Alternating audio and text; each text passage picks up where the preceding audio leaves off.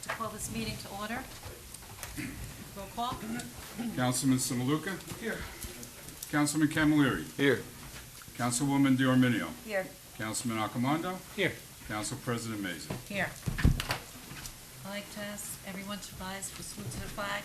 I'm also going to ask that you please remain standing for a moment of silence for our resident Jeanette Hall, who passed away on Tuesday evening.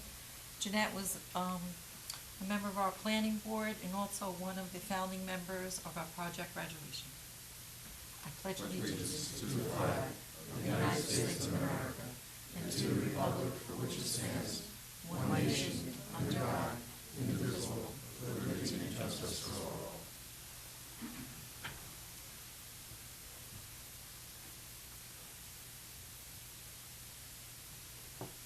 Thank you.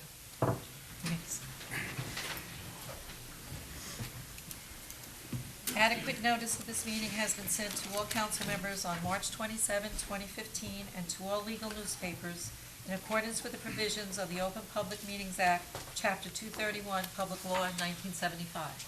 The public is hereby advised that any statements made during the meeting of the Township Council of the Township of Saddlebrook may not be privileged or protected, and that persons or entities who take issue with such comments or are offended by same may and have in the past sought legal redress through the courts. Any member of the public who addresses the council speaks for themselves and not for the council. Thank you. Mayor, I believe you have presentations. Yes, thank you. You're welcome.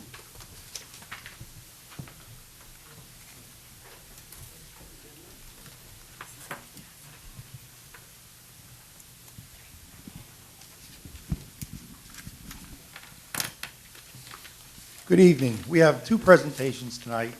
The first involves Father Theismus.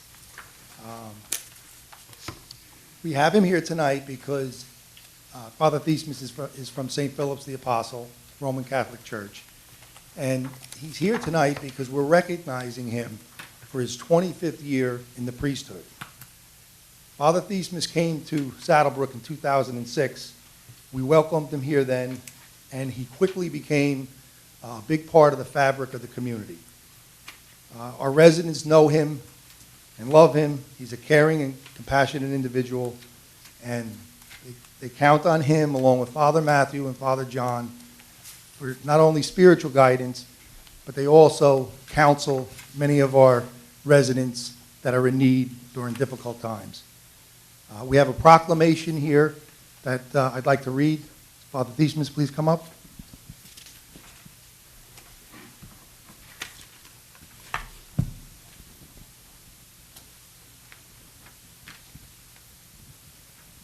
Okay, this is a proclamation, Office of the Mayor, honoring Father Theismus. What's the last name? What is it? Pankaraj. Okay, in celebration, your 25th anniversary, whereas Father Theismus was born in India on October 30th, 1964, to S. Pankaraj and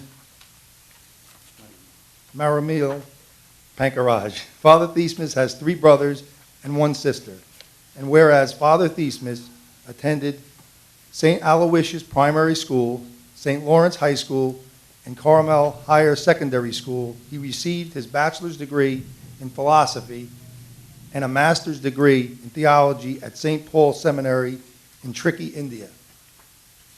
In 1999, Father Theismus came to the United States and received his master's in psychology and education in family therapy at Seton Hall University. And whereas on April 22nd, 1990, Father Theismus was ordained for the Diocese of Qatar, India. He served as an associate for 1 year, then pastor in 2 parishes, and was prefect of the minor seminary and taught English and Latin to seminarians. Sorry, Father. In the USA, Father Theismus served the summer ministry in 1999 for 4 months at Christ Hospital in Jersey City, New Jersey. Then from 1999 to 2006 was the associate pastor at Madonna Church in Fort Lee, finally arriving in Saddlebrook at St. Philip the Apostle Church in 2006, serving as pastor. And whereas, in addition to being the pastor of St. Philip the Apostle Church, Father Theismus, which I didn't know, enjoys writing poetry and has published work in India.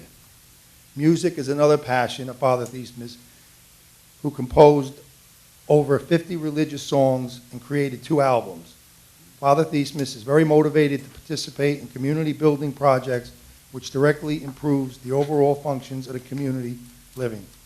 Now, therefore, on the 2nd day of April 2015, I, Robert D. White, Mayor of the Township of Saddlebrook, honor the 25th anniversary of Father Theismus' ordination.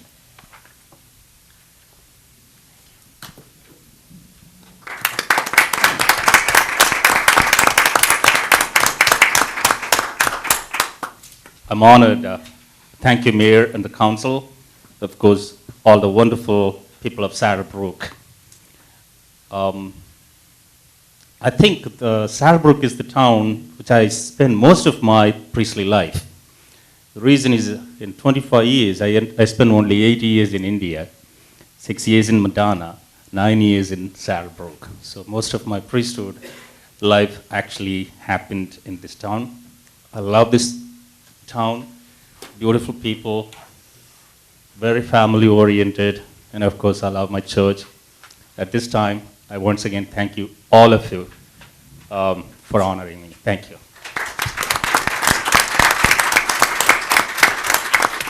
Thank you, Father Theismus. I'm sorry to take you away from Holy Week as well. I know. That's Holy Thursday. Okay, the second proclamation that we have is regarding Autism Awareness Month.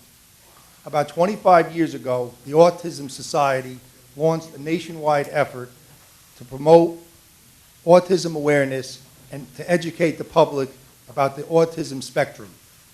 The goal was and is to support individuals and families that are living with autism and to ensure their acceptance and inclusion in the schools and the community.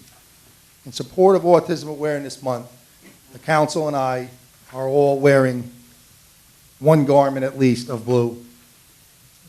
Council President has blue hair.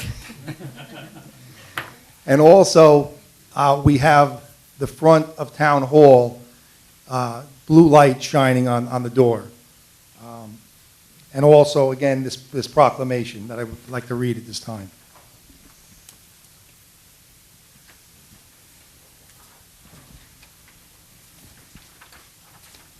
Township of Saddlebrook, Office of the Mayor. Whereas autism spectrum disorder, ASD, represents a broad group of disorders that vary widely from mild to severe and is characterized by difficulty with social interaction, communication, severely limited interest, and repetitive behaviors. And whereas the Center for Disease Control and Prevention studies have indicated that New Jersey has among the highest autism prevalence rates in the country. And whereas the lifelong nature of ASD and other developmental disabilities requires a variety of types of assistance at different points in an individual's life. And whereas a variety of public and private organizations and agencies strive to provide quality care, support, or services to children and adults with ASD to enable them to live independently as possible and to reach their full potential. And whereas each organization has a role in identifying, assessing, or supporting people with ASD and their families.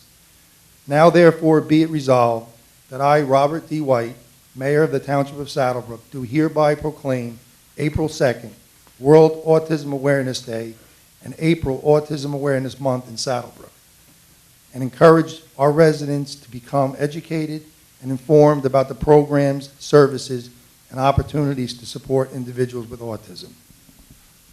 Thank you.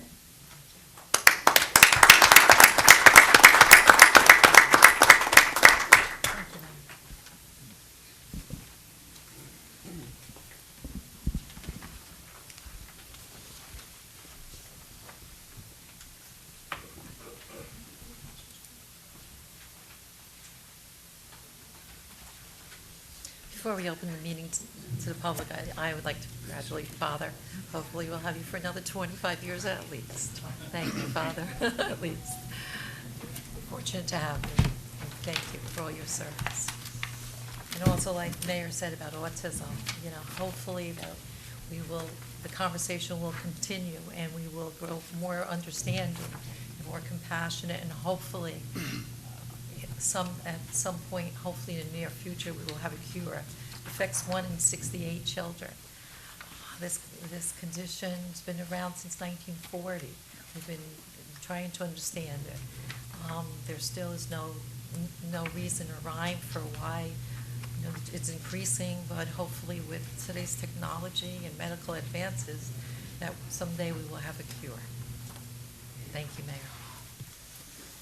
Okay, this time I'd like to ask for a motion to open the meeting to the public. Make the motion. Second? Second. All in favor? The meeting is now open to the public. Anyone wishing to be heard? Please come up, state your name.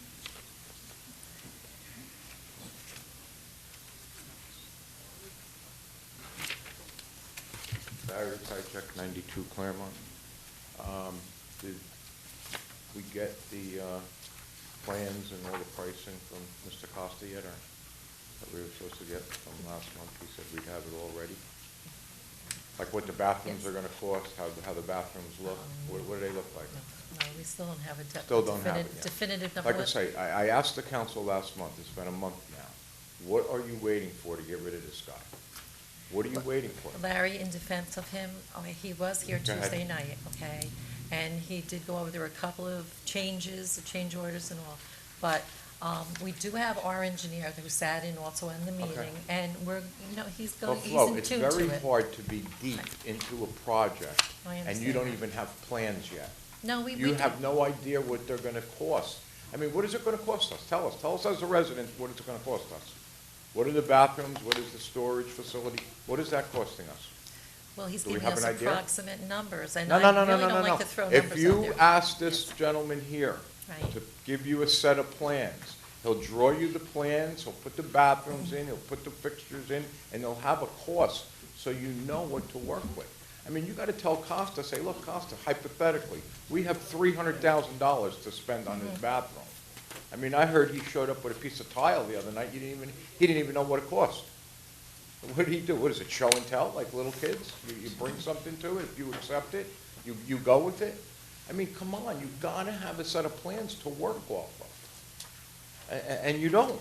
We're just hitting and missing, and another month goes by, and another month goes by, and another month goes by. No, We're Larry- April already, we had the whole winter. What is he, you extended this guy's contract, okay? His contract was up December 31st. What has he produced? Today's April 2nd. What hard facts or what hard evidence does he have with the cost factors? Larry, we're 99% of the way there. We are. No, They're we're here. not, Flo. Not if you I- don't, you know what, then I what is feel it you are. costing me? What is it costing as a taxpayer? What is it? I A don't wanna million, throw 2 million, just numbers out there, 300,000, because before you 400,000? know it, You it's- got it, you don't ask him? Well, he's giving us approximate, I mean, he's saying maybe How do you do a $200 a job? square foot. Flo, if you're gonna That's- build a house, how do you Yes. let your builder, I'll give you an approximate price. What's the price, builder? What is it gonna cost me? And we don't know, we still don't know. So he could draw these plans all up, charge it, and then we could say, you know what, we can't afford that. We don't have the money for that. So what is it, another month goes by? The other thing I wanted to ask from the other night, I know you made a comment once before that you could not get Costa's email. Did he fix that with you so you can receive his emails? With me personally? Yes. You know, when he emails the council and even Todd and No, Karen I have no and problem Joe. getting it. Huh? I get You get his emails, email? yes. Because I know he made a comment that he, that you I couldn't know there get. was an issue at one time with my emails. Right, only right, right, because that's my- what I'm saying, it was not as the misspelled. council, I'm saying individually, like when he emails Todd, you get it? I get it through Pete. You get it That's through how we- Pete. Karen, you get it? From Costa or Pete? Through Pete. Joe? I get it. I have trouble opening the attachments. Sometimes, yeah. Okay, so, I mean, last month when I said when he handed them things out, I don't believe the whole council had them plans in front of them until that night. Okay? But like I say, that's neither here nor there, but I'm telling you, this guy is not working. Now, what is his responsibility towards the zoning board if he doesn't show up? Does he send a sub? I asked that last month. Larry, just forgive me though, you're actually the chairperson of zoning board, yes? I'm what? You're the chairperson? Yes. Okay, these, your rules and regs, I mean. I you're mean, the- I asked the council, I asked the Yeah, I know, governing but body why- of the town. I don't know all the rules, okay? I don't know all the rules of the zoning board. That's why I can, Mrs. Mabel, ask the township attorney, Mr. Suarez. If the township, or if the zoning board engineer doesn't show up, is it his responsibility to send a replacement to the meeting, or we just operate with no engineer? We haven't seen him at a meeting yet. Through the chair. Yeah, well, the situation depends upon, as she had stated, your board, you're autonomous, and the way that you're gonna follow through with that procedure. I mean, just based on experience, I assume that if there isn't an application on that requires engineering, you don't need the engineer there, but if Right. there is, you would But I want the mean, engineer there. in the past, when I've served, there's always been an attorney present, and there's always been an engineer. If they weren't, the ones that were appointed by the board, if they weren't there, they always had a replacement there. The only one we differed with, we told the planner, if we don't need you, we'll tell you when we need you, when we need you at a meeting. Because there's certain meetings that you don't need a planner for. But an engineer and an attorney, I think is necessary to run a meeting. I think it's necessary. So you're telling me now you want me to take it into my hands what I'm gonna do when he doesn't show up, or what I wanna do? What I wanna do as the chairman, I wanna dismiss him. If you're telling me we're an autonomous board, I wanna dismiss Mr. Costa, and we'll vote on another engineer. I haven't seen him at a meeting. It's now April. We're going for our fourth meeting. He wasn't at the reorg, wasn't at the January, wasn't at the February, wasn't at the March. So you're telling me that we're autonomous and we make our own decisions? I'm You gonna guys tell the voted council for right him. now, we're gonna pick another engineer. And we'll vote on another engineer at our meeting Monday night, because it's impossible for us to operate. It's impossible. And I just wanna see what Mr. Suarez, through the chair, are we permitted to do that? Well, all right, first of all, you have a board attorney, I'm assuming. So the situation should be brought to the board attorney's position, to his attention. If you I mean, I don't want to overstep, you know, what my bounds are as a township attorney, but you passed, I would assume, a resolution appointing him for the year? Is that correct? Yes, but I mean, there's gotta be a provision in there Well, that he shows up. well, I what mean, I can happens- hire, if the mayor hired you and you never showed up, Yeah, well, and then, it's not that I haven't had conversation with him. no, but what I was gonna tell you is that after the resolution is passed, your board attorney should be preparing professional service contracts, right, for him and for the rest of the professionals. And then I know with the contracts that I prepared for the professionals appointed by the governing body, that we have a clause in there that there's like a 30-day period that the contract can be terminated for, you know, any cause as deemed, you know, by the board. Right. By the, you know. I mean, I know you guys can't make every single meeting, but like I say, at least they do send somebody as a backup. There always is a backup, you know, and we're operating with no, you know, we're operating in the gray area, we're operating with no engineer at the meetings. I mean, you get a sharp developer or a sharp group coming in here, we'll just, you know. You may want to appoint an alternate engineer that if he doesn't show up at a meeting. I always thought that was their, you know, they I mean, you call have- their, Yeah, it seems like you have a situation someone that- from their office or whatever, and would cover for them. But like I said, we're going into our fourth meeting Monday night, and we haven't had an engineer at any of the meetings. So, like I said, if that's what Ms. Mazur is saying, that's what we'll do Monday night. You are autonomous. The planning board, the zoning board are autonomous Okay. boards. Let's see. But, like I say, as far as veterans is concerned, we gotta know the cost. You should know the cost before you even go into the construction. I mean, any person that's building anything, you know what it's gonna cost you before you break ground, or have an idea. If the extras come along, fine. If you can afford them, fine. But we're going into this blindfolded, and we don't know what we're getting and what we're not getting. And like I said, I honestly believe the way we're going right now, we're gonna run out of money, and we're not gonna finish the project. And that's what's gonna happen, or we'll have to put it off, because Like I say, just look at his billing practices. Like I say, he's gonna charge us $37,000 for the refreshment stand drawing. We don't need $37,000 worth of work there. The structure is there, it's vinyl sided, it's roofed. I mean, what else do you want? Like I said, we're just barely getting bathrooms.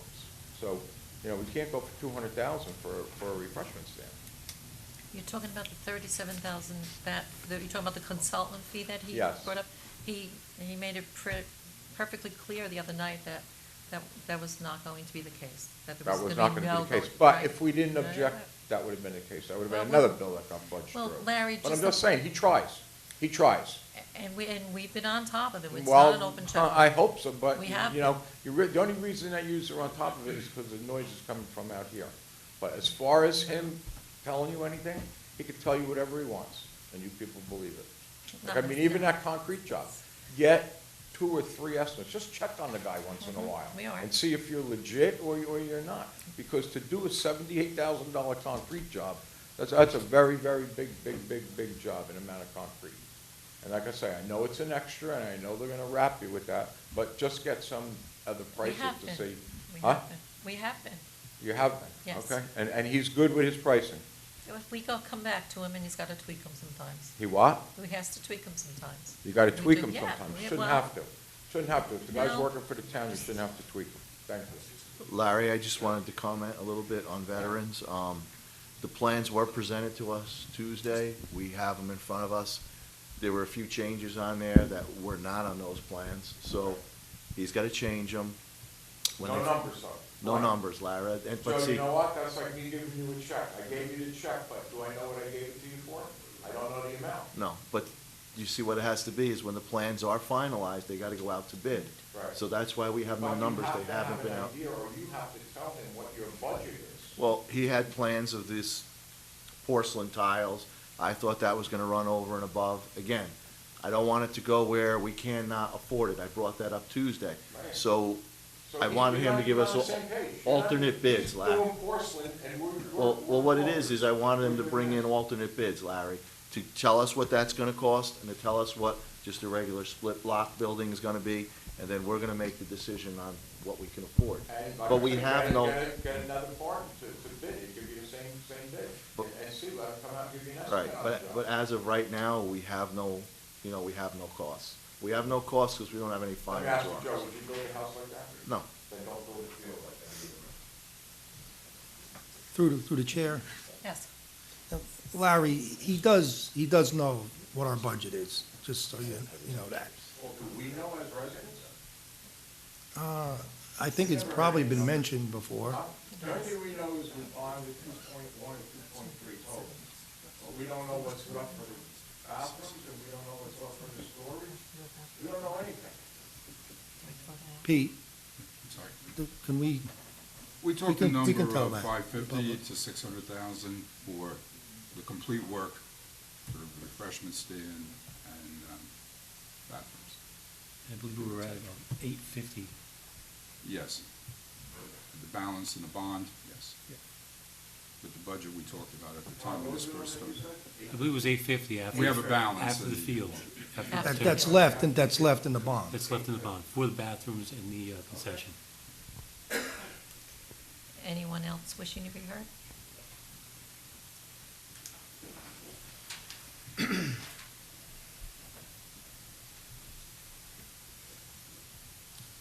Ken Sullivan, 620 North Midland Avenue, Saddlebrook. Last month, I brought up about the noise ordinance regarding no building on weekends or legal holidays in Saddlebrook. You told me you were going to get back to me. I'm still waiting. Okay. Anthony?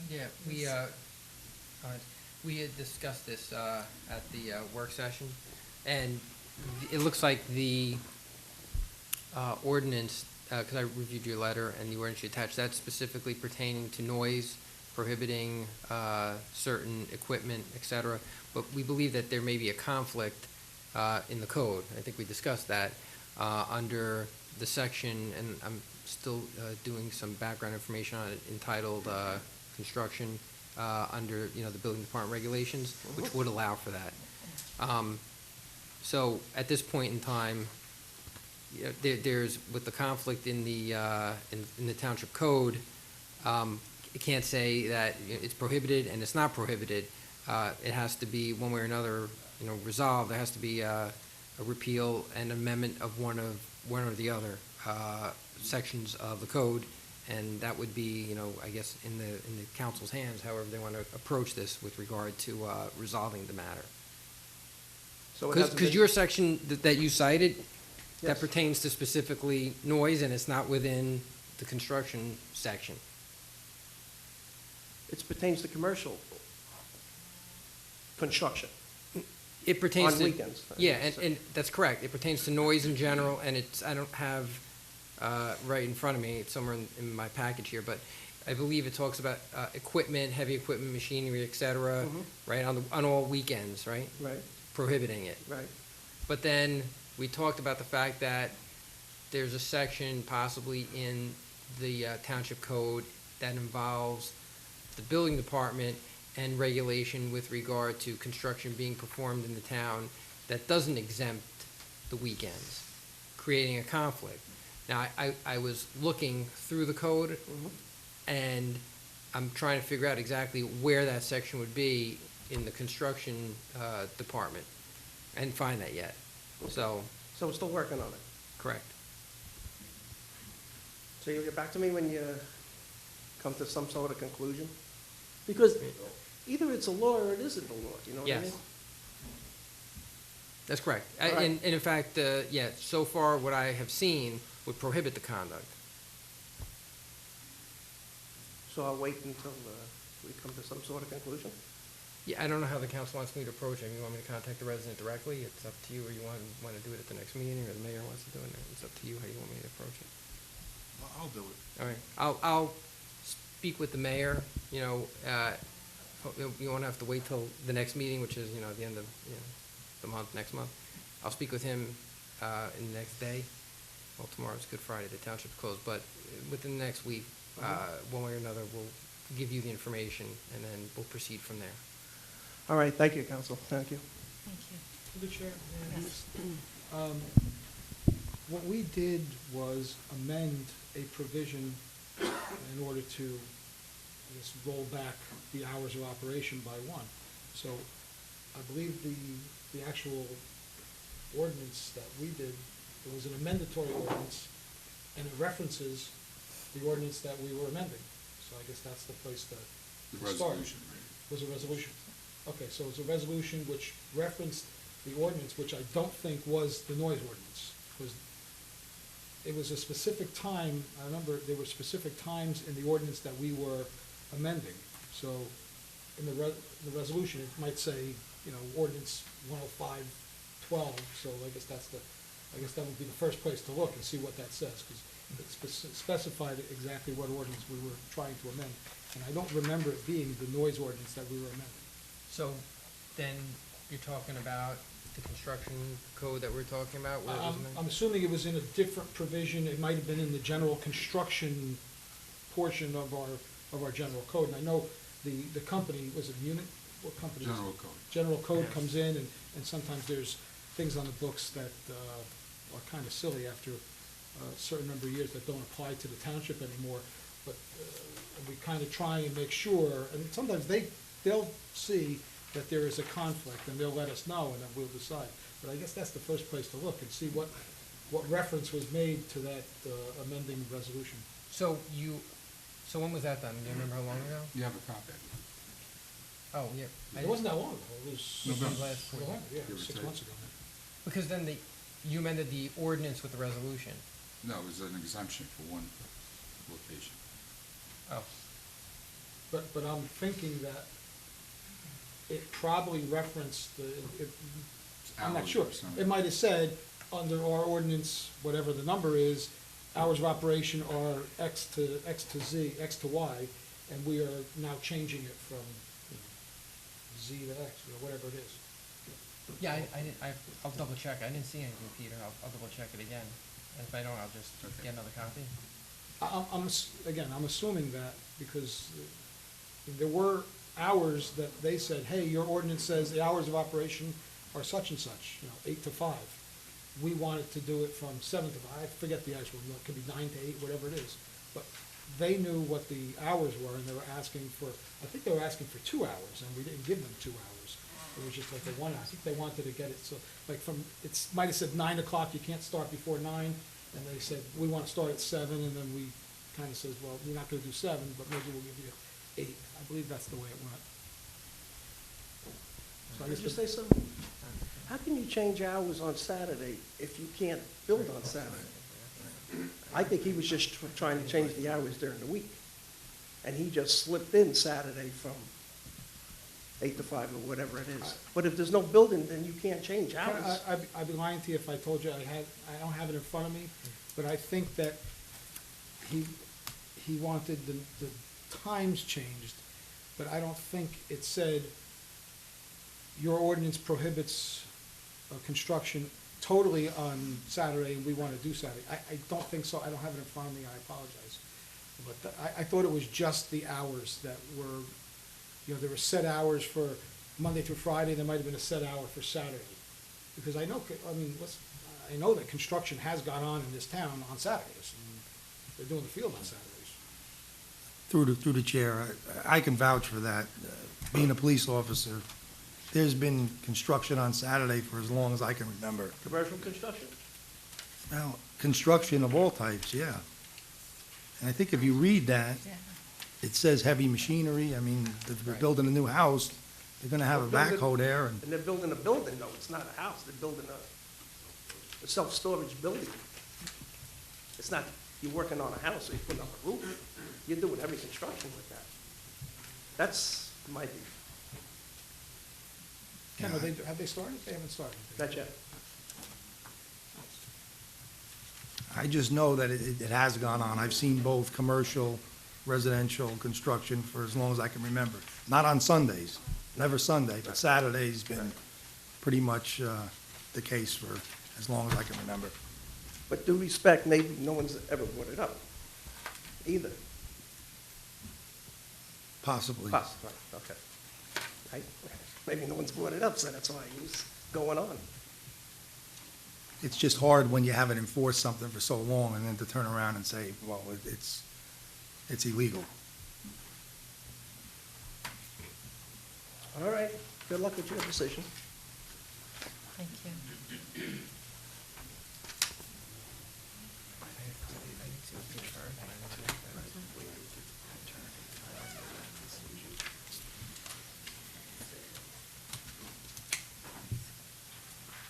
Good evening. Omar Rodriguez, 275 Madison Avenue, 8 years councilman, 4 times council president. Council President, I would like to ask you at the end of the meeting, now that I'm planning to speak up, but are you gonna open on items on the agenda only, or is it gonna be open for everything? Omar, we had this discussion amongst ourselves, and we like the format, and we're going to keep that at this What? time. The format that we have now, we're going to continue with that. Yeah, but what is that at the end? At At the end, second part, what- I'm going to open it like we've been doing, which is items on the agenda. Okay, but then, once again, you might discuss it, but it doesn't make sense. Because items on the agenda are gonna be voted upon right now, right after it's closed to the public. How are you going to discuss or open on items on the agenda only at the end, when everything has been already voted? It doesn't make no sense at all. If anything, should it be at the beginning, items on the agenda only? But like Councilman Similuka said on Tuesday, of course, that is also not fair for someone that would like to say something and wait up to the end. So that's why it was proposed that both segments should be open to any items, because it doesn't make no sense to discuss on something that it has already been voted during the meeting at the end. I will just ask you to discuss it again and to reconsider, because again, I don't think that it makes no sense. That's your opinion, this is the way we choose to run it. The meeting is already, yes. I think that there may be a little confusion.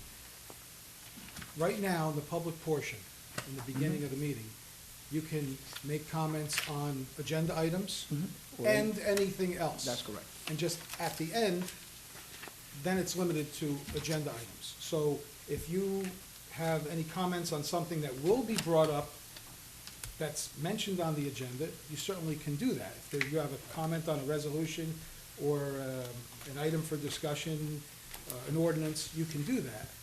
You could also talk about anything else that you want, if you feel it pertains to township business. That's in what the- I'm in the- asking. In the beginning. Oh, sure. Oh, You- no, you're at not the beginning, limited- but not at the end. you're not limited to just agenda items in the beginning. You can talk about whatever you want. It's just the restriction, I guess, if you want to look at it that way, is just to agenda items at the end of the meeting. So if you have comments about an agenda item, you can technically talk about it twice. If you have comments on something that's not on the agenda, it'll be like we've always done. We've never had, I mean, this is something new in the last 3 months, to have it open in the beginning and the end. It's just like it always was. You give your general comments in the beginning. It's just at the end, you can talk again, but it's just limited to the agenda items. All right, I'm just going to give you a case in point. I'm going to give you ordinance number 2. It's going to be a second reading. Everybody can just speak up. It's going to be open to the public. And then after that, once it's closed to the public on the second reading, you guys will vote upon. What sense does it make for me to speak up at the end about that ordinance again, if it's been voted already? But On then, that listen, particular- I don't want to take much of the Well, time. You there's no just time answer limit. me. We can talk Let me forever. just finish, then what I'm gonna do. On the budget, in, I don't know, was that an attitude or maybe, Sorry? no? Talking to me? No, I'm just saying, I'm talking and it seems like there is no respect, actually.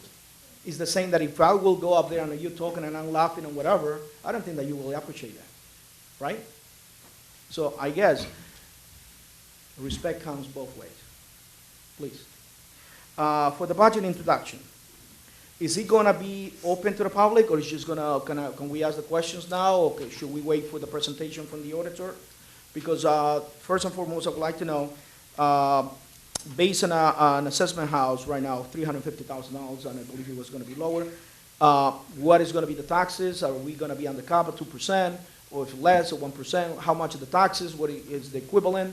I believe that's what the taxpayers want to hear, but I don't know if it's gonna be open to the public once the auditor will introduce the budget, or you guys will introduce the budget. So is it gonna be open to the public, or should I ask the questions now? You can ask the question then. Okay, through the chair then, Mr. Auditor, can you just explain to the public and the residents of Saddlebrook how the budget look like, what is gonna be the surplus? That's one of the things I would like to know. What is gonna be the cash reserve for uncollected taxes, and what is gonna be the percentage on which the homeowners are going to be hit this year? Is it gonna be under 2%? Through the chair, if you may. Thank you. Certainly. I was going to do a little soft shoe before you introduced it, but I might as well just do it now. The budget on the agenda tonight to be introduced represents a 1.89% increase in appropriations, in spending. Okay. It's a 2.47% increase in the tax levy. The average residential assessment for 2015 is $295,643. The tax increase for this budget is $95.20 to the average homeowner, Based on an assessment house of of $295,643, which is the average, $295, $295. $95. Now, that $95.20 is actually made up of two components. $33.70 of that increase is related to the decrease in ratables from 14 to 15 because of tax appeals.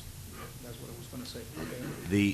The difference, the $61.50 is, if not for tax appeals and the reduction in the taxable value of the town overall, $61.50 represents the amount to the average homeowner based on the budget.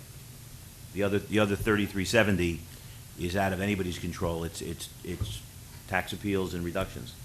Therefore, are we gonna be increasing the uncollected tax reserve? The reserve fund collected taxes is Because gonna be if the we same. going down, No, it's the Or you same gonna keep it $650. the same or Same- up? It's no other way. It's the same $650,000 as was in last year's budget. Again, you had a reassessment. The Saddlebrook is not different than any other town in the county, or quite frankly, in this area, dealing with tax appeals. The reassessment is stemming the tide. However, you still have to, deal every year with tax appeals. Last year, I believe, was a little bit of a bigger year in terms of tax appeals, because again, they were for appeals that were filed prior to the reassessment and the recalibration of the assessments. All right, I'm happy with that. Now, what is the surplus that we're gonna have? The surplus was $535,000 at the end of the year. 535? 535. Are we taking any of those monies for 2015? The same 150,000 that was used in 14's budget. All right. And the 535 is similar, the surplus at the end of 13 was 532. So Good. it's pretty much stayed the same. Then based on that, if I may, then I'm looking at right now, on the resolutions, tax refund for a property on 5 Sampson Street is close to $200,000. There is a group of units, and apparently they appeal. And each year since 2010, 11, 12, 13, and 14, they've been getting the refunds, they went to court. So it's 5 years of refunds that we are going to provide to these units, equals to almost $200,000 being the last one, and 2014, the highest one, that equals to 54,000 and change. My question is now, if we just did a reassessment, then what's gonna happen in 2015? Because usually they don't do a year after year, usually they wait for a few years, for 2 years usually, and then they appeal. How is going to help their reassessment if we don't take the attitude of fighting this in court, and if we're just gonna appeal, we're just going to pay out on the appeals? What is the attitude that the council and the mayor from now on are going to take with these appeals? Because if we're doing the reassessment, then I guess that we're gonna have to be in better ground, better shape to fight for this one, because at the end of the day, the homeowners are gonna end up paying for these tax refunds, because whoever is not paying is coming from another pocket, and that pocket is from the homeowners, from the little guys. But the big guys got the big attorneys or the best name attorneys, but then that's where the town have to come and say, you know what, we just need a reassessment. Enough is enough. We're just gonna have to fight it, and not just to try to settle. A lot of times we're just saying the settlement is the best, but look, just one property, $200,000. That have to come from homeowners. That's food for thought. If I could respond through the chair. Recognizing tax appeals are an issue, this budget contains $228,000 as an appropriation to pay tax appeals.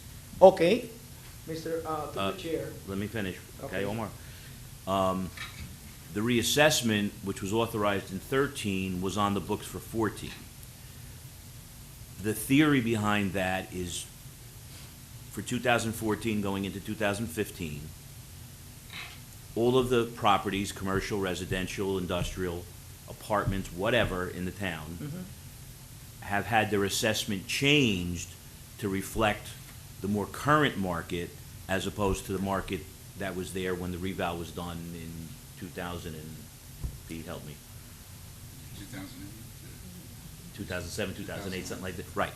So the theory is now everybody's equal again. This particular tax appeal, which goes back to 2010, was based on the 2008 revaluation, and it's obvious from the settlement that's before the council tonight that the assessment was way too high and out of whack based on what the market ended up being from 8 to 9 to 10 to 11 to 12. So, you know, the tax appeals are a reality, especially with commercial and multifamily units. They're a reality. Unfortunately, this town, like a lot of other towns in Bergen County, did a reval that was ordered by the county tax board in '07 or '08, which was unfortunately pretty much the height of the market. And once those revals hit the books, the market just started to literally tank. And Saddlebrook, like a lot of the surrounding towns, I know Hackensack had the same issue.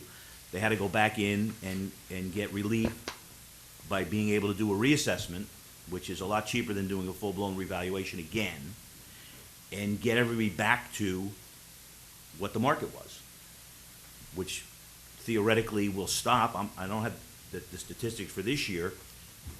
Appeal filings were due April 1st, but I will just tell you, one of my other municipalities, which is larger, last year had 400 appeals. This year they have 200 appeals. They did a similar reassessment in 2012 or 13 to do the same type of thing to stem the tide. So it works. But you're always going to have tax appeals. You know, it's people's right. They fill out the form, $25, go to the county, and they file a tax appeal. If I may, that is totally correct. It's everyone's right to appeal the taxes, but by the same token, I believe it's the town's responsibility, if they are going through the process, that we have a reassessment and we are right on the money on the houses, we should not just let go and just, as they file appeal, that we're just gonna settle. Because that 2028 on my books is just being eat, if I gotta look at 2014, by just one property. Imagine that one of the largest, that always appealed, one of the largest owners of land in town appeal their taxes.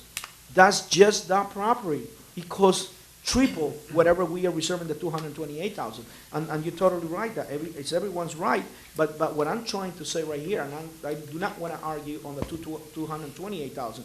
What I'm trying to argue, if that is the budget that we have to pay for tax appeals, then we should look into the form on trying not to exceed that amount, but not just settling, but at least trying to fight some of these cases. Because commercial properties, most of the times, are gonna just do the appeal and just throw it and see what I'm gonna get. But then the town will have to start taking a ground and just try to fight some of these cases.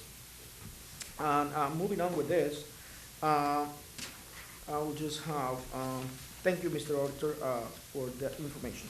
Moving into the ordinances, by what is read right here, ordinance number 1, it won't be read because it will just fall.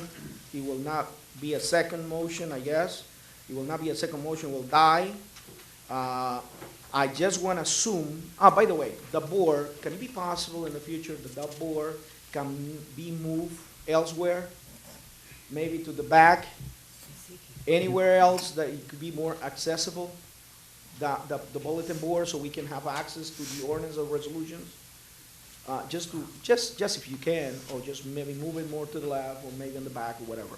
Just to get a grasp, because I know that they put it almost the same day that is the meeting, and it's no time, and sometimes you just on the fly gotta take. I'm trying to find out what's going on. It's put up on Tuesdays. Huh? It's put up on Tuesday. Now it's open on Tuesday, It's because been- whatever is It's been gonna. up there on Tuesdays, yes. Okay, that's good to know, but since it's on Tuesdays, then might as well, why not to put it online? If it's digital, everything is It's digital now. not digital. They're not No, digital at that point. I'm saying everything is, It's not Pete. digital at this point. Pete, you got a secretary. You got a secretary, Peter. If Who we're does gonna all argue the things. point, It's not, I'm not gonna argue, Mr. Oh, Rodriguez. It's no. not digital. It's put on the listen, bulletin board on Tuesday.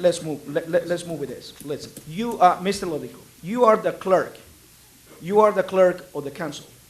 Yes, I am. And the secretary of the council have a secretary, which actually is not seen in no municipality, especially of this size. No, they have No, a no, deputy excuse me, clerk, let me Mr. finish. Rodriguez. They Let me have a finish. deputy clerk. Excuse me, let me finish.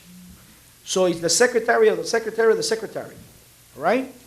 So you're gonna tell me that you can't put this online? So now if we're gonna go to that, so then let's just put it on the floor. So basically, we're gonna have to be more efficient now in the digital world. Then all what it just takes to scan the pages, the same way that you are just putting in a format in your file, because you have to have a file folder in your computer before you print it. All you just gotta do it is just make it digital and put it online, so anyone can just download it, or look at it, or read it. Simple as that. If we're gonna have to argue what is I'm not competence arguing, or, Mr. or, Rodriguez. Just other towns have deputy clerks, so don't pick that I have a part-time person. the size of this town, and with the salary that you have, one of the highest salaries in the state of New Jersey, with a secretary, come on. If you wanna pick on that, on something so simple that No, I'm just not saying, picking Mr. Rodriguez, I'm just Omar, all right. responding. No, I'm just telling you, for the amount of salary, one of the highest in the state of New Jersey, Right, for a Omar. municipality like this one.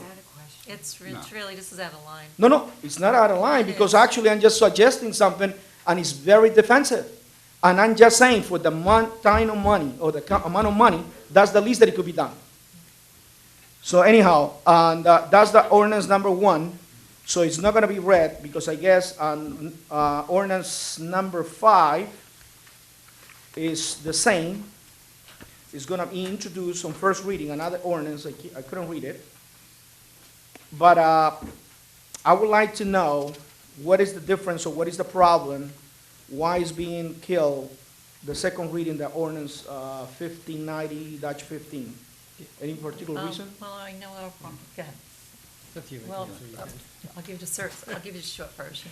I know our building inspector actually looked it over, and he had some more suggestions and additions, Oh, more and addition? comments on it Okay. and whatever, but, More addition. Anthony, you might That's guess. exactly right. It was a significant amendment to the Yeah. ordinance Oh, then, per, that's what I was gonna say, if it's significant, otherwise it's no need. that's But if correct. it's significant, Yes. it's gonna get die. Then on the first reading of the anti-nepotism policy, is there any discussion other than, different than before, or is just going to include elected officials? Because I know that it's been back and forth conversations whether it should just cover elected official or directors or department heads. I don't know. So you ready to introduce on first reading? So what was the end? How he is going to pass that ordinance? Based on what? Mrs. Council President? It covers actually not just department heads, but anyone in the supervisory position, Okay. that there'd be a violation of the policy if someone was supervisory to someone as defined as a relative within the ordinance. I have a question on that. Because I've been thinking, since this was discussed at the very beginning. What will happen with someone that already have a relative in the payroll, and the ordinance will take effect? It will be retro, or it will just be from that point forward? There's an Because what exemption. about if it's somebody in a supervisory position and got a daughter or the son working also for the municipality? Will that person or the family will get penalized, or will just be from that point forward? There's And an I ask exempt- that to the chair. There's an exemption for present employees. It's an extension. All right. I seen also, you know what? The ordinances will have to do a lot more better. At least they will have to put corrector. I got a broken English, but it's so many typo errors right here that I can't believe it. Ordinance number 4. I would like to know what word that means. Cool for you? I don't know. Judgment, wrong all over. 1, 2, 3, 4, I don't know how many times, but what I want to know now, what does it mean curfew? Oh, What type I- of ordinance is that? you're It's a correct. typo on the agenda. That's what it's- And it's in almost on on every the single page is agenda? typo errors. But anyhow, Yeah, it's curfew. It's on the agenda. yeah, but what it refers to? Curfew, No, but what it refers to? curfew. I know, but what it entails? Curfew on what? Well, you want me to- what happened is, we were provided with a letter related to a potential constitutional violation under the curfew ordinance that's in effect right now. Oh, okay. So to make it consistent, so that there was no violation. You're gonna amend it. That's correct. And what it does is it allows if a parent gives consent to allow their child to be out during those hours. Right. It would be just easier to repeal the existing one, and then just start from scratch and just, it's almost the same as you doing with ordinance number 1, just to repeal the old one, the prior one or the existing one, due to the fact that it's violating some rights, or it might just represent some potential litigation, and it's always the clause on the bottom that if it represents some kind of problems, it will just be repeal or void. Yeah, I mean, in this case, it was just a matter of eliminating section B and and then just adding that one other exception to it, rather than, you really didn't have to repeal the whole thing, because it seemed to be permissible under those other areas, as long as we put that one, and in fact, that's what he was specifically stating about looking for that one exemption. So I kind of read the stories, it was in the Star Ledger, I guess, going back, and it made this pretty much consistent with, All right, yeah. just 2 more questions.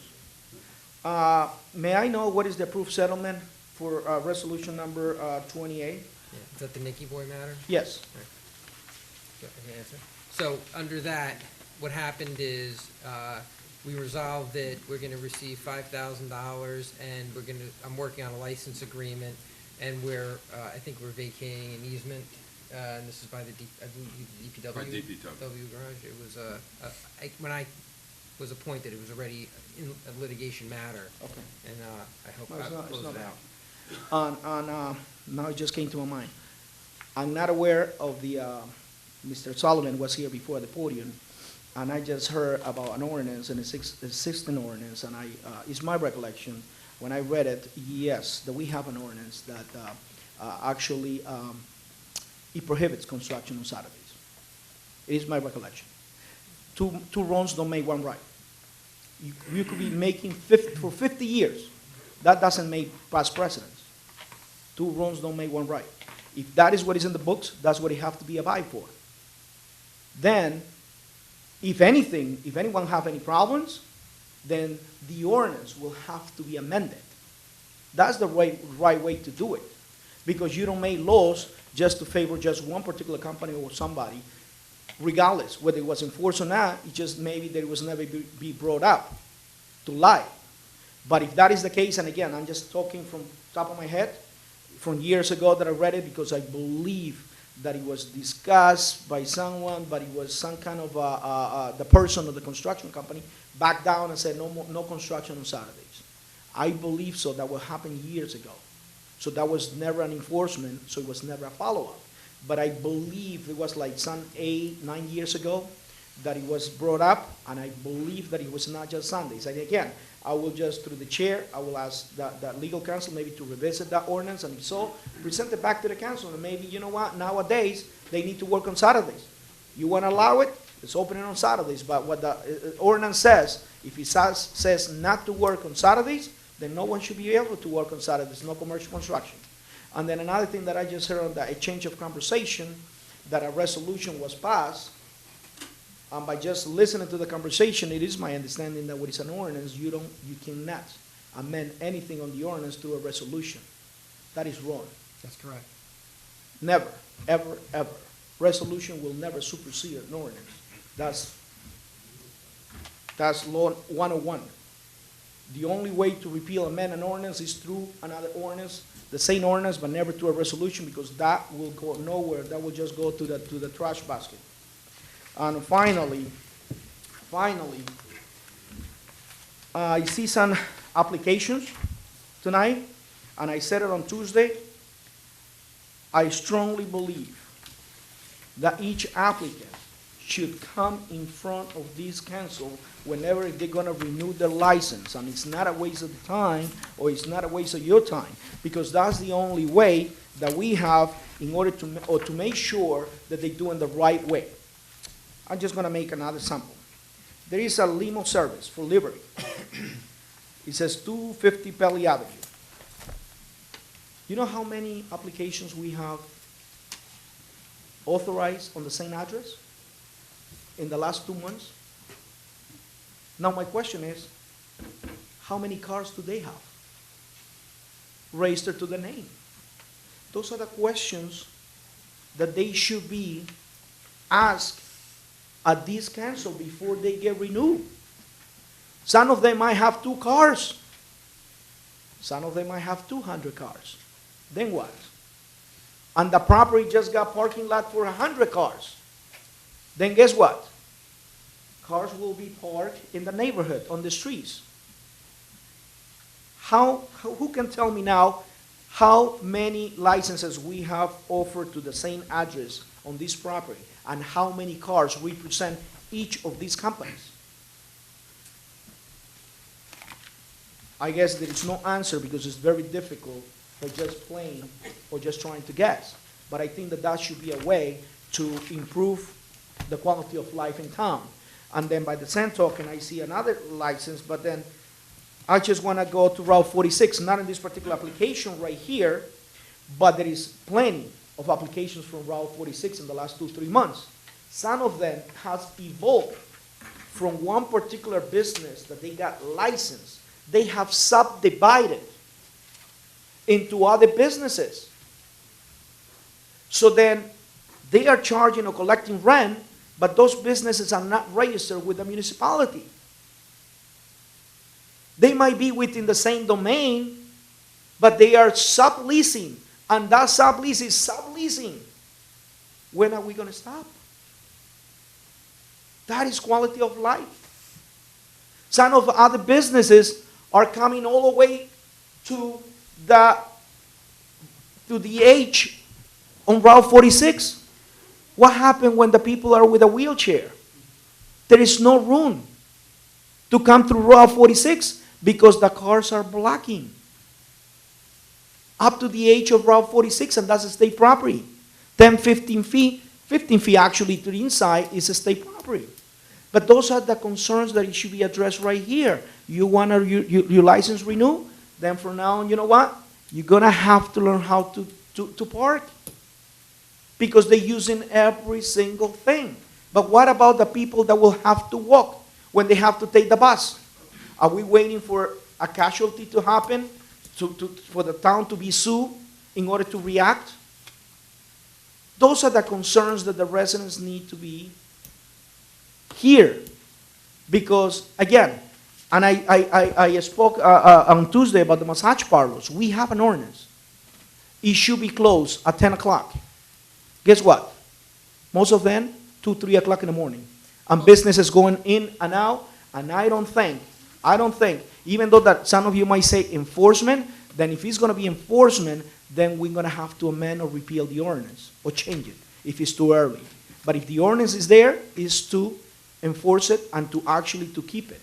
Well, Omar, yes. that's basically what it is, it's enforcement. And if we don't know about it, I mean, you know about all these issues, this is the first that's coming to the council right now about a particular place on 46. And Madam Council President, and that's the reason why I'm saying, if the businesses would come here every year and not make it so easier that every one of them get approved, but they have to come in front of the council, believe me that they will think it twice before violating anything what they're doing right now. In just one business that I know for a fact, because I checked the records, is 5 different businesses. It's not my job, but then again, they never come in front of here, so you cannot ask any questions. But if they would come here, some of them have cars from 30 years ago, showing in Route 46. They don't clean it. It's a garbage disposal there.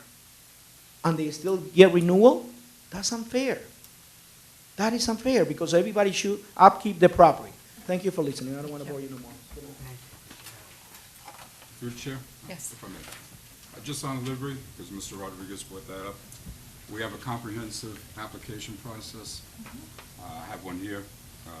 An asked number of vehicles, so we know how many vehicles. 250 Paley Avenue is the Park 80 Plaza, which parking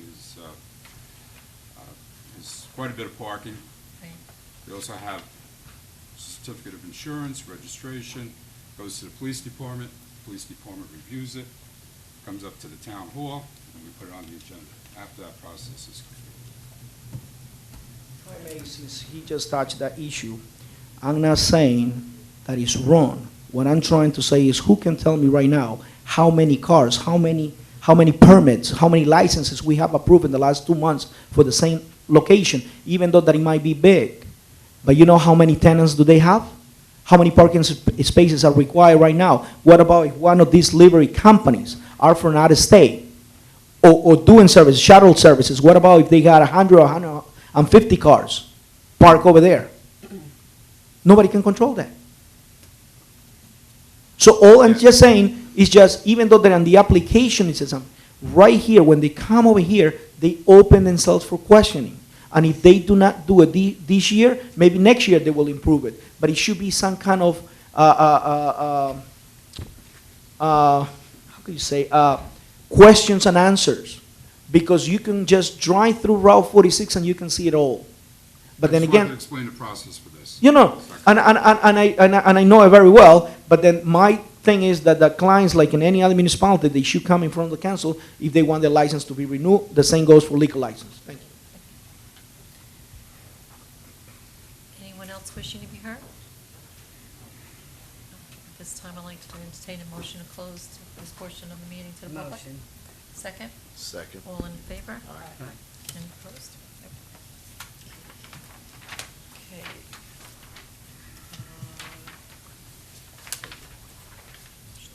Comments? Council comments?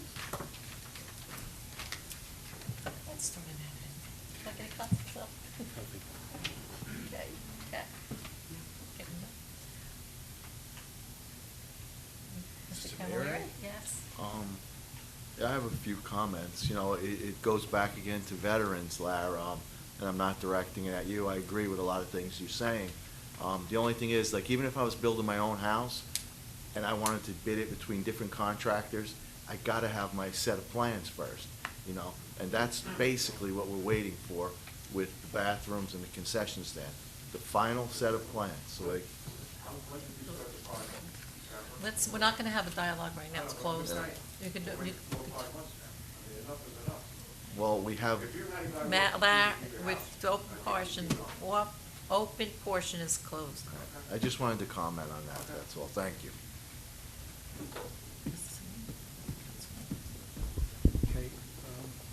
We had freeholder Dina Cola come in on Tuesday to our work session and gave a nice presentation on a program called Access for All. I don't know if anyone else was going to talk about it. That's okay, go ahead. There's going to be a community forum that's held on Saturday, April 25th, reading my glasses, from 11 a.m. to 2:30 p.m. At the Ridgewood Council Chambers. It's, the address is 131 North Maple Avenue, Ridgewood.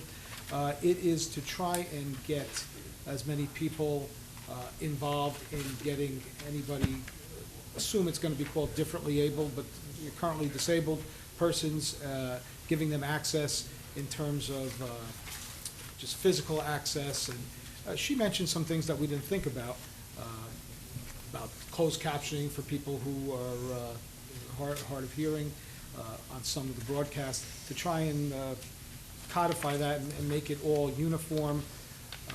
She has an entire package, and what she's asking for, and you'll see on the agenda, is something where this township is one of the many growing numbers of townships and towns throughout Bergen County and throughout the state that is starting a body, a committee made up of certain OEM people, fire personnel, people from the town, also some people from the community, in order to get involved and try and help us help other people. So if anyone can make it there, it's on the same day as the Earth Day program, which is going to be at Overpeck Park on that same day.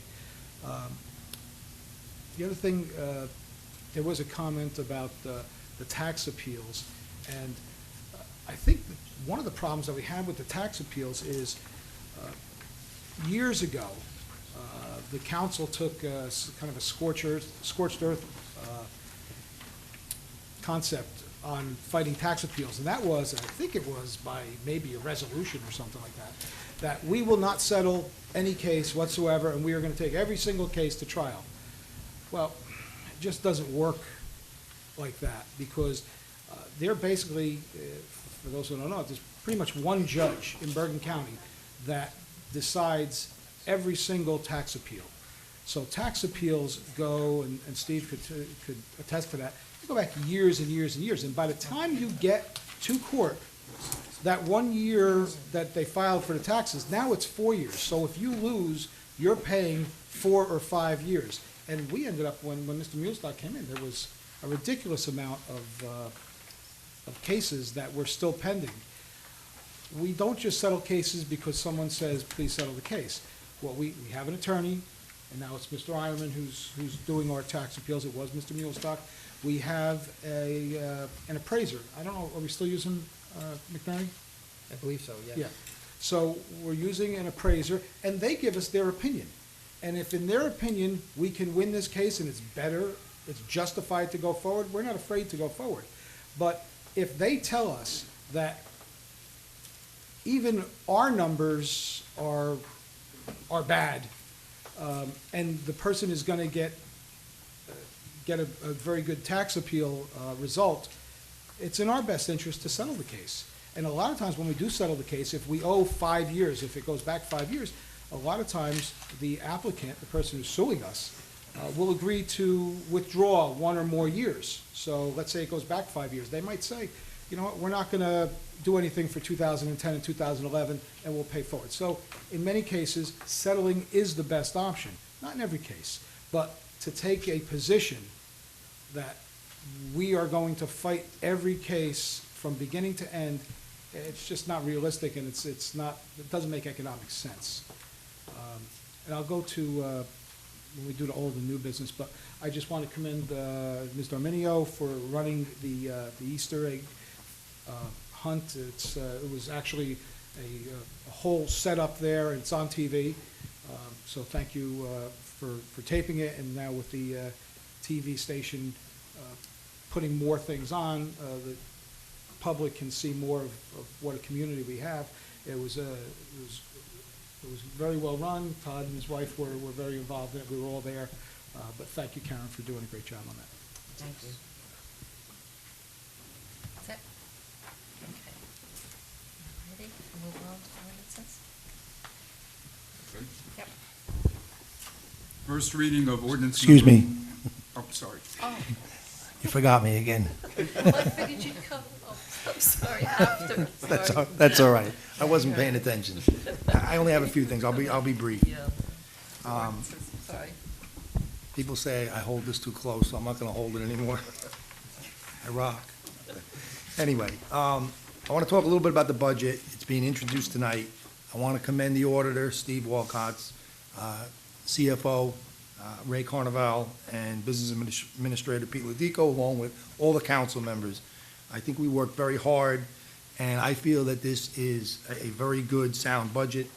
I think it meets the needs of the township, and I don't feel that we're asking too much from the taxpayers with this budget, based on what we have in it. It can still be amended between now and budget adoption, which will be in May. As it is now, like Mr. Walcott said, we're below the 2% cap, and the average tax increase on the municipal side for residents will be $95 for a home assessed at about $300,000 approximately. That's what I have on the budget. Regarding potholes, I just want to speak briefly about that. The weather has not been cooperative, as we all know, but the DPW has started the process of filling the potholes. They do have a list of streets that are the worst, and they're looking into local streets. I personally have called Raymond Dressler, who's the Bergen County Director of Public Works, and for the county, regarding the county roads, which are not our responsibility. He's assured me that they have crews that are working, extra crews that are working, and they're even working overtime for 8 hours on Saturdays. So hopefully we're going to get those potholes filled, because some of them are really bad. As mentioned previous to this at other meetings, we are going to try to implement a road improvements program. We're going to begin milling and paving the worst streets in town. The town engineer is going to be tasked with that, figuring out which roads need to be taken care of first. The other thing I wanted to mention is through the police department, we've been allocated grant funds under the Drunk Driving Enforcement Fund for the purchase of a mobile variable message board. Some people call it a LED digital display board. It could be used, they're supposed to be used under this grant to educate motorists about DWIs, the dangers of DWI. But we could also use it for other things like to announce township events, like, for instance, Memorial Day Parade or the fireworks display. The chief is in the process of researching what type would be best or most feasible for our needs, and he will move forward to get quotes on that. Yesterday, Councilman Accomundo, myself, and Business Administrator Ladico, we met with members of the school district, the administration of the Board of Education, and we basically agreed there that we're going to meet on a quarterly basis. The goal is really to enhance the communication between both bodies, and really to help one another, to try to do as much as we can to help and work together on things, and hopefully work closely together. I think that if we do that, it'll ensure that the needs of not only the children, but the taxpayers will be met better. Some topics of discussion were shared services, Board of Education facilities for the use of recreation, also broadcasting of school meetings and events on SBC TV, and lastly, about implementation of the school resource officer. Councilman Samaluka mentioned, and I'm just going to bring it up briefly, about the Access for All Advisory Committee. Fielda Di Nicola was here on Tuesday, and this is a bipartisan effort on the part of really government to do what's right. The whole purpose is to foster equal access to community life and activities for people with disabilities. Tonight we're going to pass a resolution to move forward with forming a committee, and the committee would be comprised of local residents with disabilities and town officials with varied areas of expertise. Members of the disabled community would be involved, business community, including architectural and engineering, parents, friends, and other interested persons, liaison from emergency management services, the recreation, public works, town council. So there would be a town council liaison. Somebody would be appointed, I believe, by me. Also, somebody from the school board would have to be involved. I just want to say that we have been doing some things with regarding barrier-free. We've gotten 2 grants, one for Veterans Field and another for election polling sites to improve the current situation at those locations. Let's see what else. Okay, I also want to thank Projects and Activities Committee. Councilwoman Darminio did a fantastic job. Also, P.J. Punzo, he did an outstanding job. Councilman Accomundo and his wife were involved and helped out tremendously, along with the mayor's youth group, Regina Borelli, who's she's the head of that group, my liaison, and all the members of the youth group were fantastic. They worked very hard, along with special thanks to the Women's Club. They had, I believe it was six members that came and helped out. And also, I want to thank En La Cosa, our video production company. I think they did a great job putting that video together. Also, I just want to remind, it's only been 3 weeks since the last meeting, but I want to move forward on a flooding advisory board and also a committee to recognize our 300th anniversary. That's going to be next year. And happy Easter and happy Passover to everyone. Thank you. Thank you, Mayor. Actually, Mayor, I had you under new business. No disrespect. Oh, There okay. wasn't I'm any sorry. answer. I'm not following that. That's Okay, I'm sorry. No problem. Mr. President, Yes. just address something to Sure. the council. I know that we used other people's resolutions as a template, but in our particular situation, since we contract with the county for the Board of Health, maybe we could just remove that portion, because there's no one to appoint from the Board of Health, because we don't have an actual Board of Health. We contract with the county. So I don't think that's a major thing, we can just We can delete that change it. portion of it. That's on the access for all, the resolution supporting that, Yeah, so we can just erase We it. can remove it. that's very minor, yes. Yeah, that's mine. Absolutely. Just one thing I forgot also. I just wanted to address Mr. Rodriguez regarding your comment about having some of these applications come before the mayor and council. I think what you're saying, ultimately, we need to enforce. We need to make sure that there's not problems and these companies or businesses are not taking advantage. I disagree that this body should hear all those cases to come forward. Ultimately, as it is now, I mean, I don't know any level of government, all the way from the federal government, all the way down to municipalities, where that governing body hears those kind of applications. There's regulatory agencies that are involved at all levels that are supposed to investigate those applications. And if they find fault with it, then they bring that, to this body or to the executive branch and the legislative branch, and we figure out what to do, whether to reject them or they can appeal. There's a whole process. I just don't see where it would benefit anyone for them to come here before us. With the application process should be done and should be investigated by whomever, whatever department or agency is tasked with that. So, like, as far you would mention livery applications. I know for a fact, because I used to do them myself. The police department, the detective bureau assigns a detective for each one of those applications to look into the ordinance to make sure that they're in compliance. And then they review it and they make basically a recommendation to, this governing body as far as whether or not that application should be accepted or rejected. It's kind of the same thing really with the zoning board and the planning board. It's the same principle, that those particular boards are autonomous and they look at all those applications. So I don't know. I don't know of one, look, I'm a newcomer here.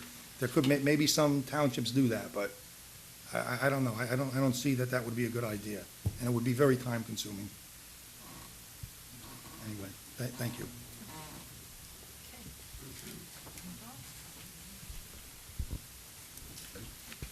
Ordinance 1592-15 is an ordinance to exceed the municipal budget appropriation limits and to establish a cap bank for first reading. Motion? Motion. Second? Second. Roll call? Councilman Samaluka? Yes. Councilman Camilleri? Yes. Councilwoman DiArminio? Yes. Councilman Accomando? Yes. Council President Mazur? Yes. Be resolved by the Township Council of the Township of Saddlebrook that an ordinance to exceed the municipal budget appropriation limits and to establish a cap bank heretofore passed on first reading to be further considered for final passage at a meeting to be held on May 7, 2015, at 7 o'clock p.m. or sooner after as the matter can be reached at the Municipal Building, 93 Market Street, and that at such time and place all persons interested be given an opportunity to be heard concerning said ordinance according to law, with the notice of its introduction and passage on first reading, and of a time and place when and where said ordinance will be further considered for final passage. Motion? Motion. Second? Second. Second. You Second. get a second? Roll call? Councilman Samaluka? Yes. Councilman Camilleri? Yes. Councilwoman DiArminio? Yes. Councilman Accomando? Yes. Council President Mazur? Yes. We have a resolution providing for increase in reserve for uncollected taxes percentage. And it increases to anticipate a 98.75% collection rate for 2015. Steve, you want to just briefly explain it? Excuse me. Yeah, this resolution allows you to go over and above what the collection percentage was last year because of the volume of tax appeals and the number of cancellations of 2014 taxes in 2014. If we went by the straight percentage, not utilizing this provision of the law, the reserve fund for taxes would have probably had to have gone up a couple $100,000, which really doesn't make a lot of sense and doesn't help anybody. Thank you. Okay, the motion? Motion, I'll make a motion. Second. Second? Roll call? Councilman Simaluka? Yes. Councilman Camilleri? Yes. Councilwoman Dorminio? Yes. Councilman Accomando? Yes. Council President Mason. Yes. And we have the resolution, be resolved that the following statements of revenue and appropriations shall constitute the municipal budget for the calendar year 2015. Be it further resolved that said budget be published in Our Town in the issue of April 9th, 2015. This is the page from the budget that everybody received the other night, page 3. And the advertisement is posted on the bulletin board. That will be in the paper next week. Okay, motion. Motion. Second. Roll call?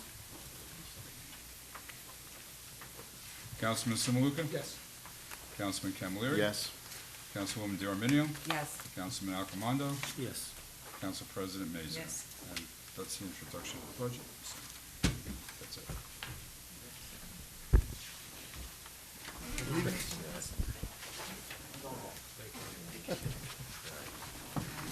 Thank you, Steve.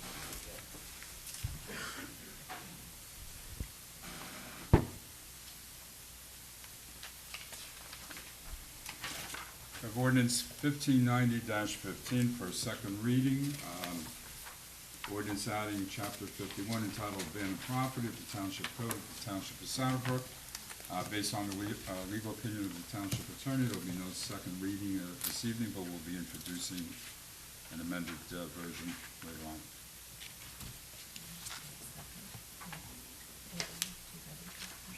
No.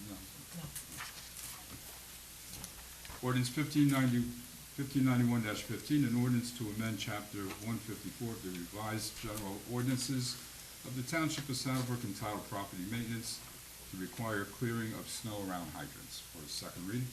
Have a motion? I'll make the motion. Second. Second. Roll call? Councilman Simaluka? Yes. Councilman Camilleri? Yes. Councilwoman D'Arminio? Yes. Councilman Accomando? Yes. Council President Mason. Yes.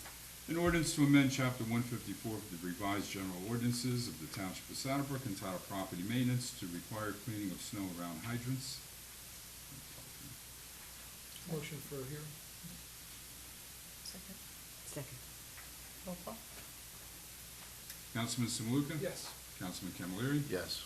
Councilwoman D'Arminio? Yes. Councilman Accomando? Yes. Council President Mason. Yes. At this time, it's open to the public regarding this ordinance. Anyone wishing to be heard?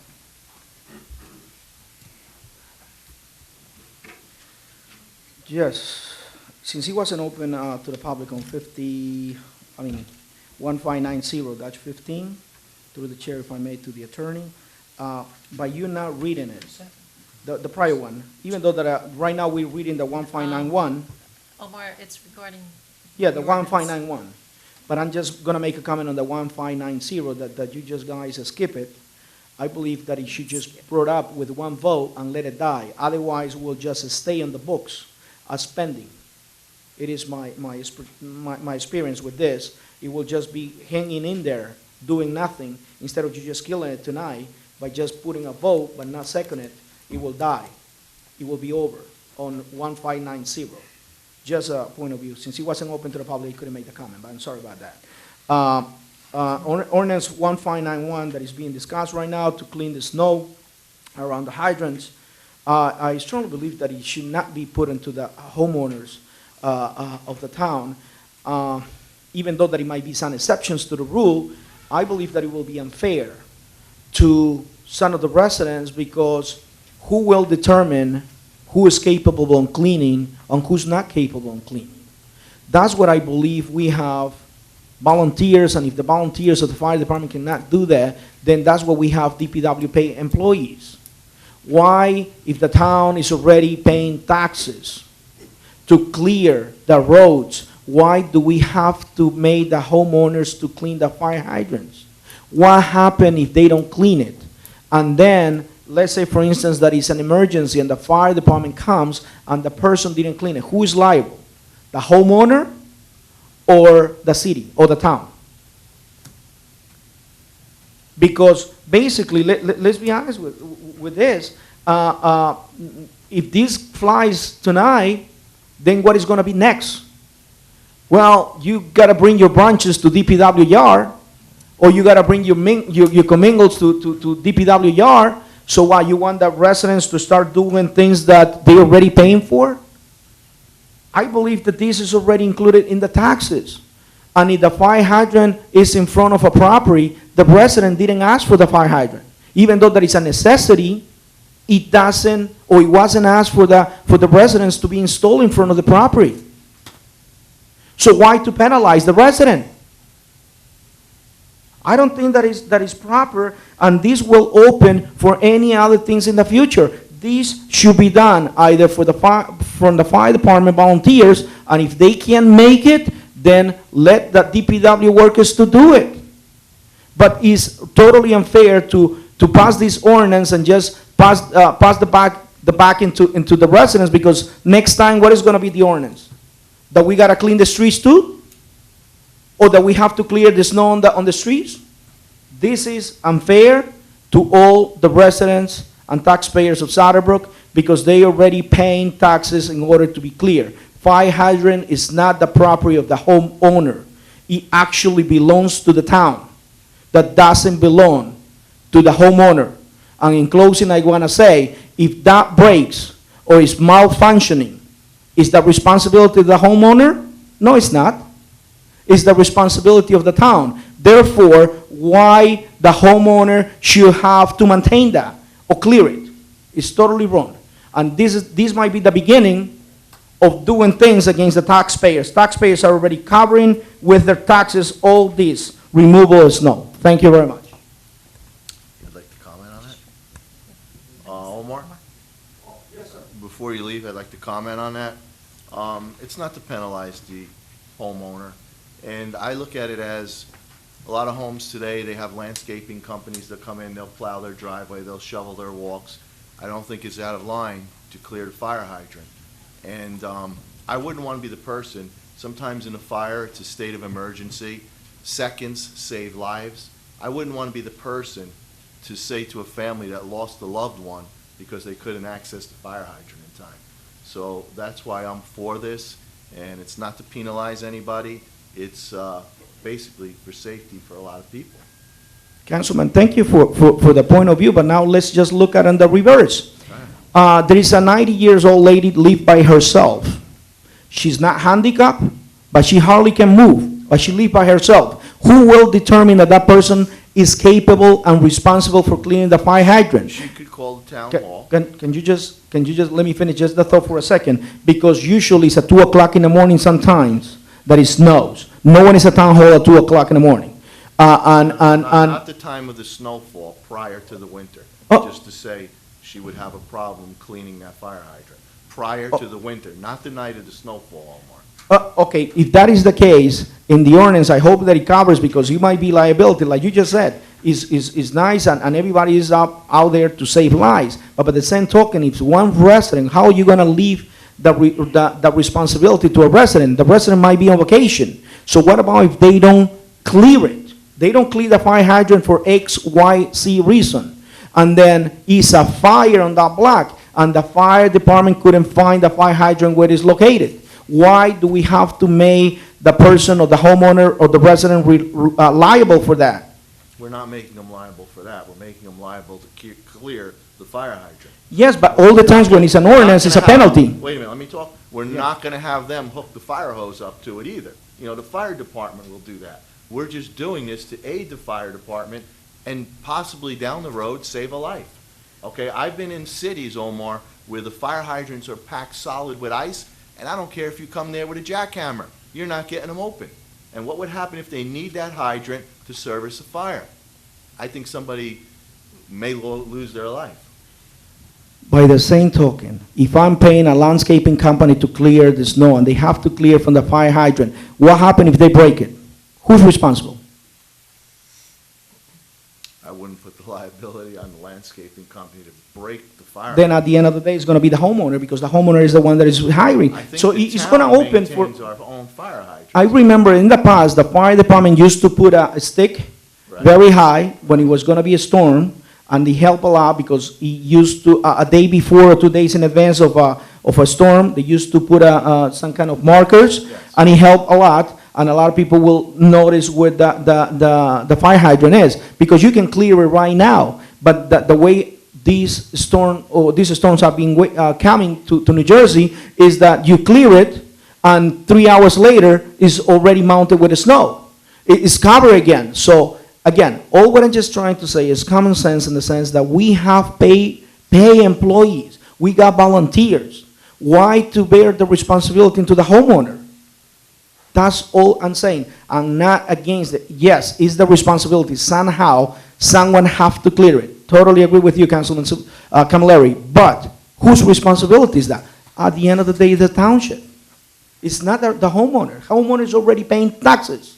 It's It's another not- level of safety, Omar, that's all this is. Then that's even more important. Totally agree with you, Madam Council President, is safety. And because the safety, it means a lot. Just one life, you cannot play with those lives in the hands of the taxpayers. They're not the experts. They should not be held responsible for clearing that. The town should do that. Someone in the town, or at the end of the day, I tell you, just food for thought. Then if they don't have the manpower and the DPW or the fire department to do it, then hire a company to clear just the fire hydrants. Thank you. Just, Mr. Rodriguez, I just had a comment on that. The one difference, currently, we have on the books a requirement that you have to clear snow off your sidewalk. I mean, that's. Sidewalk, yes. So whether you're 18 years old and own a house, or you're 118 years old, it doesn't make a difference, you have to clear the snow off your sidewalk. There is an ordinance in effect. This affects the people's property. So when you say the town goes on it, you keep talking about what happens if that person damages the hydrant. Well, what happens if the DPW or the volunteer fire department, which I certainly don't think that this should be another burden on them. I think they do a fantastic job and amazing amount of time they spend to go out in snowstorms and to clear out. Unfortunately, they have to do that sometimes because people are piling snow on top of the fire hydrants. But what happens if the DPW goes and everything thaws and all of a sudden there's big holes there? You know, we're going to be getting calls saying, you damaged my property, you got to go out and fix it. So I think the liability would be on the town. This is, although the town has a right-of-way, the property, it's the property owner's property that happens to have a fire hydrant on it. We're not asking them to maintain the fire hydrant, they don't have to paint it. All they have to do is if they're kind of lucky enough to be close to a fire hydrant, which would help them in an emergency situation, that they just give our volunteers access to that. So, like you say, if somebody is clearing their snow, we're asking them to clear another 4 square feet. I mean, basically, it's 2 shovels of snow on each side, and just keep it so this way, in case, God forbid, you need to get access there, they can go in there, instead of like Mr. Camilleri had said.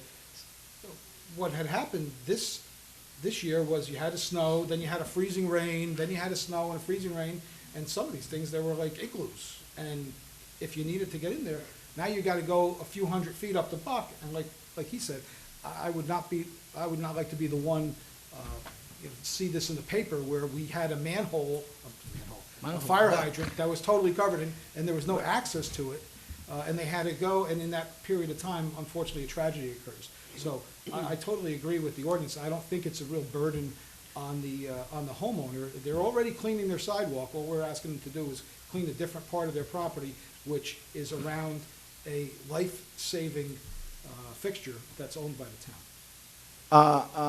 Councilman Sanluca, you're an attorney, and more than ever, you should know about liabilities. And again, a lot of people leave the town when it's wintertime. To clean the sidewalk, and if something happened, the insurance of the homeowner will go. The homeowner's insurance will not cover what happened on the field that it belongs to the municipality. By the same token, what is the telephone pole, the PSENG pole. So what, the homeowner at one point or the other will have to paint it? Is it right? No, that's not the right way for the homeowner. Because if that, I have to clear the fire hydrant, that becomes a maintenance. By clearing all the times when it says no, it becomes, it's a maintenance. Then he also might say that, okay, fine, I don't want it red. You know what, I want to paint it white. Will you allow me to do that? Will that say on the ordinance? So that precludes, I believe, a lot of homeowners. I know that maybe I'm making this, but the point I want to make is a lot of people in town that do not necessarily are handicapped, but why do they have to call and say, I can't clear it? It's just we put in the burn into some, I know at least 2 homes that they live by themselves. One is 73 or 74, the other lady is 83. So why do they have to call for the town to come and clear it? Actually, they never have that problem. Why is the responsibility now to call? Why?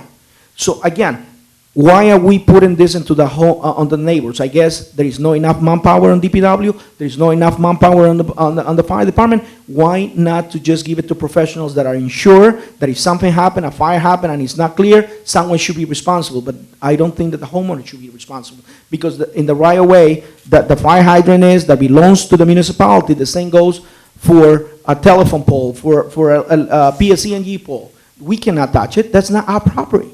That's township property that, in a way, they just dedicated to the state because it's just common sense that they have to have telephone poles. But I can't do nothing. I can't touch it. I can't go up there just because it's in front of my house.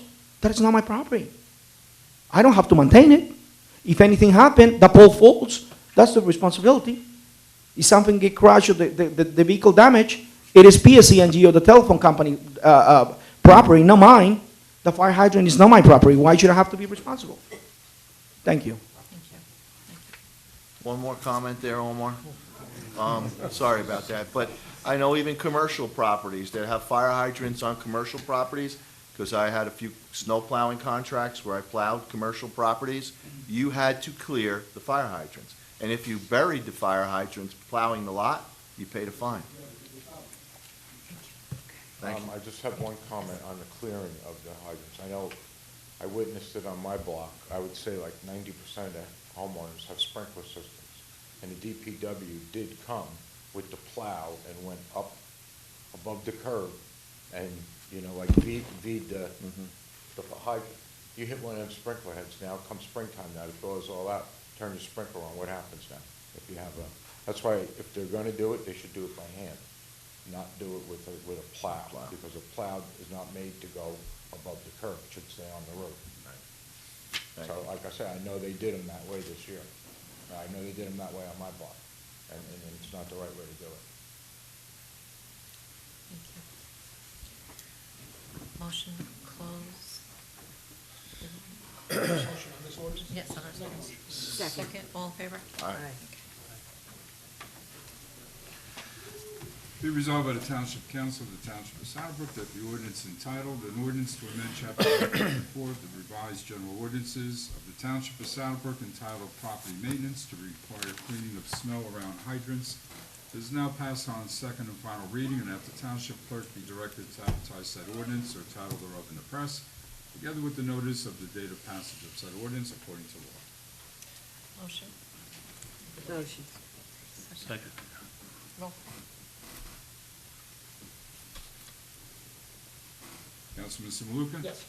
Councilman Camilleri? Yes. Councilwoman DeArminio? Yes. Councilman Accomando? Yes. Council President Mason? Yes.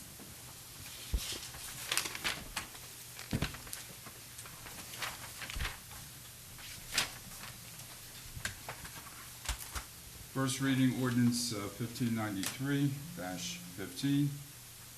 An ordinance amending Chapter 29 entitled Personnel Policies to add Section 10 entitled Anti-Nepotism Policy for first reading. I have a motion. A second. Roll call. Councilman Simaluka? Yes. Councilman Camilleri? No. Councilwoman DeArminio? Yes. Councilman Accomando? Yes. Council President Mason? No. Be resolved by the Township Council of the Township of Southbrook that an ordinance amending Chapter 29 entitled Personnel Policies to add Section 10 entitled Anti-Nepotism Policy heretofore passed on first reading be further considered for final passage at a meeting to be held on May 7th, 2015, at 7 o'clock PM or sooner after, as the matter can be reached at the Municipal Building, 93 Market Street, and that at such time and place all persons interested be given an opportunity to be heard concerning said ordinance according to law, with the notice of its introduction and passage on first reading, and of the time and place when and where said ordinance will be further considered for final passage. Do a motion? Second. Just Comments? make a comment. Sure. Beforehand. I want everyone to know that this is not something that just came up. I believe the prior mayor and council, including two members here, were talking about this during the entire, or part of, I should say, 2014. So it's not something new. I know that it was part of a campaign for the side that won the election. I thought that it was important to bring it up. I think that it will resolve any doubt that anybody who's hired here is hired here for no reason other than that person is the most highly qualified. That's not to say that a family member as defined, or a relative as defined in this ordinance, would not be the best person. And I feel bad that in some cases, a relative will not be hired because of this. However, when that person, or if that person would be hired, you know what would happen is that they would never get the credit that they were due. It would always be, well, he or she got hired because of who he or she knew. This removes that doubt against that person. Also, in terms of that particular department that that person is in, it probably would help in morale, because we all know, and I know the mayor had talked about some anecdotal incidents from other towns in which somebody got hired, and they may be the best person in the world, and they happen to be, in those cases, the police department, but that person never got their just due. It was always snickering, is like, oh, you know, he's this person's son or daughter or cousin or brother. Now, this is limited to, I think, parents, siblings, parents, siblings, children, and grandchildren? I don't know if it goes down to I don't know if it grandchildren. goes to- So it's just siblings, parents, and children. Okay, so it's not nieces, nephews, cousins, things like that. It doesn't mean that somebody from Saddlebrook cannot be hired into a department if a relative works for Saddlebrook. It's just if the relative that's already here is not in a supervisory capacity in that particular department. So if there's somebody who's currently on the police department and their son can get a job in the DPW, or daughter can get a job in the DPW, or a white-collar job. It's just that if that person is in a supervisory capacity in a certain department, their relative, as defined, could not get into that same department. There's a total prohibition against the mayor and the 5 council people. So there cannot be a relative of the mayor or the council in any position, whether or not it's supervisor or not. So I think it's a good ordinance, and it will take away any doubt that the people that we hire are here because they're the most qualified.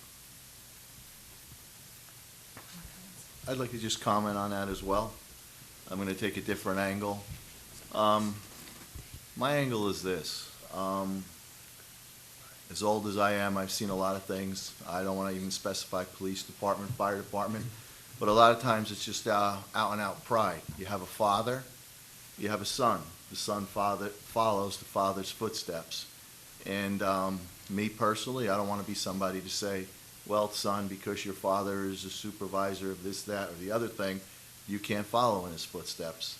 I almost look along the lines that it almost swings the other way as reverse discrimination. And just one more comment on that. If a father was, again, in a supervisory position and his son steps up to the plate, scores 100 on an entry exam, 100, but because of a relative of his, he gets denied the job. I just doesn't sit well with me. Thank you. I too, I'm voting against it. I personally feel that it's overkill. We're a small community. If there was a conflict or a family member or relative, I feel we can recuse ourselves, and that would be sufficient. I tend to disagree with Andrew said about a family member. Sometimes I think it works the opposite. They try so much harder because they feel they have to. So that is my opinion, and that is why I'm voting against it. Thank you.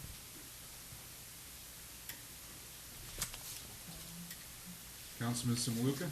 Yes. Councilman Camilleri? No. Councilwoman Dorminio? Yes. Councilman Accomando? Yes. Council President Mazur? No.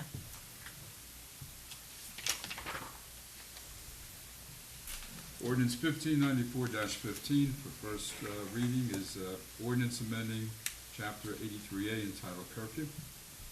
Make a motion. Second? Second? Roll call? Councilman Samaluka? Yes.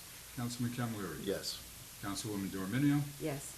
Councilman Accomando? Yes. Council President Mazur? Yes. Be resolved by the Township Council of the Township of Saddlebrook that an ordinance amending Chapter 83A entitled Curfew, heretofore passed on first reading, be further considered for final passage at a meeting to be held on May 7, 2015, at 7 o'clock p.m., or sooner after as the matter can be reached at the Municipal Building, 93 Market Street, and that at such time and place all persons interested be given an opportunity to be heard concerning said ordinance according to law, with the notice of its introduction and passage on first reading, and of the time and place when and where said ordinance will be further considered for final passage.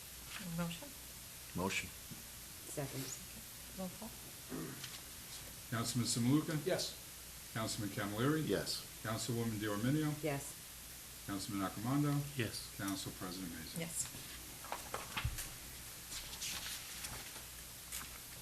Ordinance 1595-15 for first reading. It's by title, an ordinance entitled Abandoned Property Policy for first reading. Have a motion? Motion. Second? Roll call? Councilman Samaluka? Yes. Councilman Camilleri? Yes. Councilwoman Diorminio? Yes. Councilman Accomando? Yes. Council President Mazur? Yes. Be resolved by the Township Council of the Township of Saddlebrook that an ordinance entitled Abandoned Property Policy heretofore passed on first reading be further considered for final passage at a meeting to be held on May 7, 2015, at 7 o'clock p.m., or sooner after as the matter can be reached at the Municipal Building, 93 Market Street, and at such time and place all persons interested be given an opportunity to be heard concerning said ordinance according to law, with the notice of its introduction and passage on first reading, and of the time and place when where said ordinance will be further considered for final passage. Motion? Motion. Second? Second. Roll Councilman Samaluka? Just have one comment. Sure. I think I want to give congrats or kudos to our building inspector and code official, Anthony Ambrosio. We had spoken about this, the original one that was presented to us. We amended it and altered it, but it just goes to show you that he is doing his job. He did review it and had a number of very cogent comments about how we can make this better. And that's what we're taking into consideration, and we'll be ready to do this in full next month. So thank you, Anthony, for doing a job well done, and I will vote yes. Councilman Camilleri? Yes. Councilwoman Diorminio? Yes. Councilman Accomando? Yes. Council President Mazur? Yes. Chair? Just a question to Anthony. The first ordinance, that we didn't have a second reading because there was no motion or second, that ordinance is officially dead. Well, two things, actually three things. It's not adopted, Right. so. It wasn't it's not gonna- tabled, and I'm sorry? it wasn't tabled, we just didn't have a motion That's for a correct. I second. mean, if you table it, right, it just stays in limbo and you untable it. You don't do a second reading. That's it. Yeah, the other thing is, the other option could have been to just make a motion to withdraw. I just want to make sure, so. for the record. But as stated, it's not on the books forever. This It's is, finished. that ordinance is done. Yeah, my understanding of law is that if there's no second reading, There's no then it doesn't motion. become There's- a part of your law. Thanks. Thank you. All items listed with an asterisk are considered routine and non-controversial by the Township Council. and will be approved by one motion. There will be no separate discussion on these items unless a council member or members so requests it, in which case the item or items will be removed from the consent agenda and considered in its normal sequence on the agenda.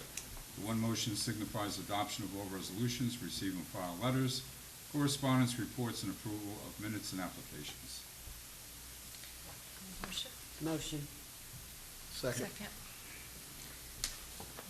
Roll call. Councilman Simaluka? Yes. Councilman Camilleri? Yes. Councilwoman DeArminio? Yes. Councilman Acomando? Yes. Council President Mazer? Yes. We have the minutes of the March 23rd, 2015 special public meeting. Motion? Motion to accept?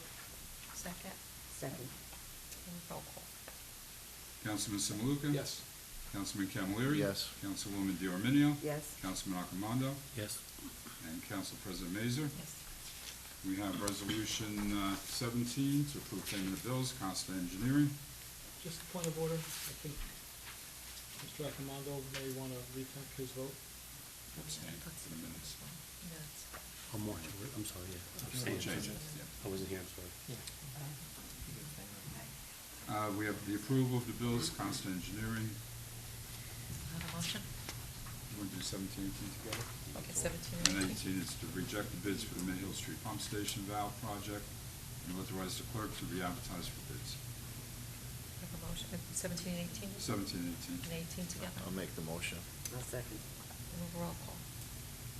Councilman Simaluka? Abstain, as I have represented Costa Engineering in civil litigation. Councilman Camilleri? Yes. Councilwoman DeArminio? Yes. Councilman Acomando? Yes. Council President Mazer? Yes.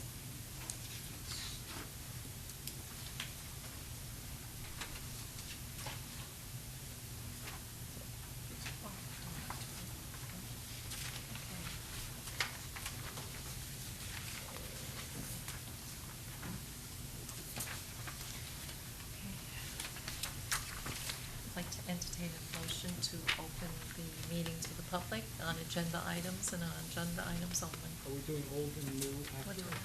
After, okay. I'll make the Good motion. Second. All in favor? Aye. Any opposed?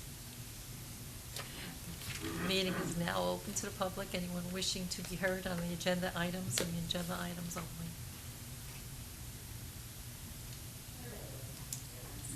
Sylvia Zattarelli, 232 Lanza Ave. Regarding the last ordinance that you just did on curfew, why not just eliminate it? Just, I'm sorry, Eliminate it altogether? why do you say that? Because every parent of every child that's going to be out there is going to say they have permission, and who's going to monitor it? How are you going to know if a parent gave the child permission or not? You're going to pull, they're going to see the kid out in the street and they're going to say, "You have permission to be out here?" Of course they do. Well, then they claim responsibility. If something But it should be happens. that way anyway. It should be, but where we live in today, it's not. So who's going to mind the store on that? I mean, how are you going to know if the kid truly has permission or not? I would think you bring him in, and when he's at the station, I would know that there probably are two kind of parents, and one kind of parent would be the kind of parent that would cover for their child under any circumstance whatsoever and say, of course, my precious child had permission to be hanging out at 3 in the morning in an abandoned warehouse. And there'll be other parents who'll say, what do you mean my kid is out at 10:30 or 11 o'clock at night? So it really depends on the parent. But you're going to take the kids in? They're not supposed to be out, they're gonna be taken in. Okay. Thank you. You're welcome. Anyone else wishing to be heard? And again, Have a- Sylvia, I just want, it's an enforcement issue, like most of this. It's not enforced now, so why is it just enforced then? That's all I'm saying. Anyone else wishing to be heard? A motion to close? Motion. Second. All in favor? Aye. Okay. Old business? Old business, it became old because Mayor White had talked about it, and we had spoken about this, and I think Mayor Dominio, way back when, was a proponent of that mobile sign. We have it in front of St. Philip's. I know a lot of town halls have it. One of the main complaints that I get as a council person is, I didn't know we were having X event. This would stop that from happening, because if if you remember, if you live in Saddlebrook and you're not driving down during the course of a month down Market Street, then, you know, something's going on in your life. But that's another way that we usually have the banners on Market Street. It's in the paper, we've got the website, we've got SBTV. There's a whole bunch of ways that people can get notices of what's going on. This is just yet another way, and I think it's relatively inexpensive.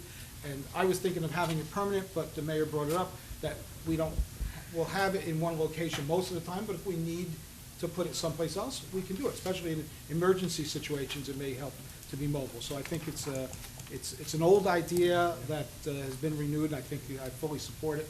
We have the funds through the drunk driving enforcement detail. There's a certain fund there. I think it's a great idea. I'm 100% for that. And one last thing, the horse is dead. We're just killing it a little more. On the field, we were given a report the other day. Remember, the initial project was to do the field, and then we are working, and we have, for everyone to know, if you want to come to Town Hall and get it, come to my house and get it if you want. We've got plans. We're just trying, at this point, we're just trying to tweak it. But in terms of the field, the news that was presented to us was that they should be ready to start rolling out the carpet on April 13th, which I believe is a Monday. So that's their goal, and Mr. Costa doesn't think it's going to be done in 2 weeks, but the field turf guy thinks it can be done in a 2-week period. And hopefully, right around May 1st, like we had projected, we are going to get that field open and ready for our kids to play on it. So good job for everybody. That's it? Wow. I just have one thing that I brought up at the work session, and it had to do with the old burned-out Am Lloyd's building on Fifth Street. I don't know if we got any information, just as of yet, but, you know, there was a lot of concerns there. I did get a call from a resident there. I totally agree 100% that us as a governing body in a town, we need to step up and do something with that property, because I, speaking for myself, would not want to be living across the street from it, come out my front door and look at it every day. I mean, the catastrophe struck, the building burned, okay, let's move on, let's clean it up, let's do what we have to do there to make it right for the town of Saddlebrook. You know, there's rumors floating around of contaminants and all kinds of stuff. And again, as a council person, I would love to know the truth. And I would just maybe ask through the chair if our attorney could comment on it. Did we find anything out about that particular property? Yes. I spoke with the construction official today. He told me that there is soil contamination. They have an LSRP working on it, Okay. which that's in compliance with law. He told me that, in his opinion, you know, he believes that what he could do under property maintenance is require them to paint the building. He says the best thing and the best approach he thinks is to have, is it Mike Gattuso, who's the owner, I think? I don't know. Of the property, to have him sit down. He said they tried to do this in the past, but it didn't work, and maybe just sit down with the residents, have a meeting to listen to some of their concerns, to see if he would voluntarily be willing to do some of this.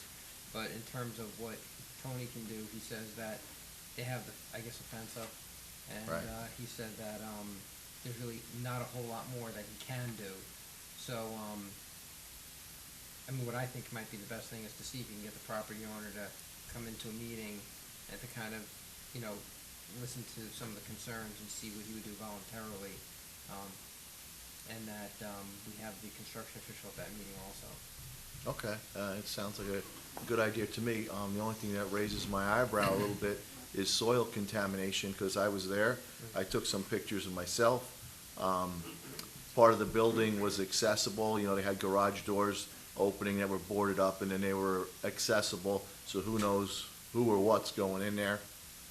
I saw graffiti painted on one part of the building, and then getting back to the soil, they had it covered with tarps or what have you. The tarps are now ripped, so the soil is open to the environment. I don't know if those tarps have to be secured, or they have to put new tarps over that soil, but the tarps were frayed, ripped, and open to the environment. So With that being said, You know, in fact, that probably lends more credence to the fact that maybe it's best to have you, yourself, and maybe the owner, Tony, I can come to and to talk to some of the other people to see about these specific issues, to try to get him to, you know. I'd like to get them resolved, actually, Yes. you know. If it's contaminated soil, it means trucking it out of there, removing it, doing whatever. I would compel the owner to take care of that, you know. Yeah. What he told me was, though, that they were following what they were supposed to under state law Mhm. regarding the contamination. I don't know how much you might have dealt with this. I've dealt with these LSRPs, and these, you know, the engineer can comment on it, how long it can actually take before something is finally completed and brought to fruition. Is that correct? Because of, Yeah, there's certain regulations that they have to follow, and what I can do is I'll call the construction official on Monday and just maybe get the name of their LSRP, and again, if someone can share the lot and block with me, then we can maybe look into it a little bit of ourselves, just to make sure that what is being reported is what we're seeing. they actually have LSRPs on their staff that can actually give some more information on us, correct? Right, that's what I'm saying, we have that staff also, so I can put it past someone and say, look, does this sound right to you? Okay. Just for the 99.9% of us who, well, I know, but 99.9% of people who don't know what an LSRP is, can you just, they're hearing the initials, but no one probably knows what the heck you're talking about. An LSRP is a licensed site remediation professional. And what they are is they almost act as, it's kind of a strange situation. They're partly, almost like a DEP representative, but yet they're working for the property owner. It's a strange place that they sit, and they have certain liabilities, and they're responsible to follow the process through, so that whether the site has to be capped, or material has to be removed, or whatever, they're responsible to follow through that process and prepare the reports to the state. And one other thing, Phil, I think that we got a letter. I know you weren't. Yeah, no, I was, but there's important stuff to talk about. We received a letter, because we wanted exactly what Mr. Suarez had said. We wanted this meeting, and we got a letter saying, hey, we're working on it, give us 3 months. Well, I think that letter was 6 months ago. So if we can get something back to them and say, hey, you know, your 3 months were up in December or January, how about, you know, ponying up to the table and let's talk about this. I mean, they kind of box themselves in to say and give us X amount of time. It's X plus 3 months or something like that, I think. At least. Yes, at least. So if maybe through either Pete or council to, I think it came from a law office, didn't it? Did that come from a law office or from the? I thought the owner. The owner itself? Okay, well, I mean, he I'll kind get of a said he was copy. gonna do it by a It was certain date. October, November of last year. So if we can get something out either through the town or through our council to get this going again. Through the chair, I think at the very least, it's unfair and it's an eyesore for those residents that are over there. I just want everyone to know that my office was contacted by Michael Cattuso. I believe, and I have not been able to get back to him, but I do believe that he's the property, he maintains the property. I don't believe he's the owner, but I'm not sure of that. But he did seem, there was an email that went back and forth between him and the building inspector, Anthony Ambrosio, and it does seem like he wants to resolve, Mike Cattuso is looking to try to resolve the problem there. So I think we need to have a meeting and, Yeah, I think with that's the everybody best involved idea. and rectify it. Thank you. Okay, just a few more other things on a lighter note that might fall under comments or whatever, and then I'll be done. I also wanted to congratulate and thank Councilwoman DiArmenio for having the Easter egg hunt and bringing it back to the town. I was there for most of the time, and it was really, really the way I think it should be, a nice event for kids to enjoy, family type event. I thank you and your whole staff. You did a great job. Thank you. The other thing I'd like to do is say Happy Easter to everybody, Happy Passover, and I just personally wanted to congratulate Father Theismas for his accomplishments. And that's it. Thank you. Good job. Councilwoman? Yes, I would like to thank you all for acknowledging the event.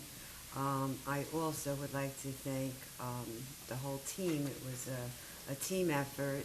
Co-chair PJ Punzo, Todd's wife Shannon Acamundo, the Women's Club, the Mayor's Youth Group.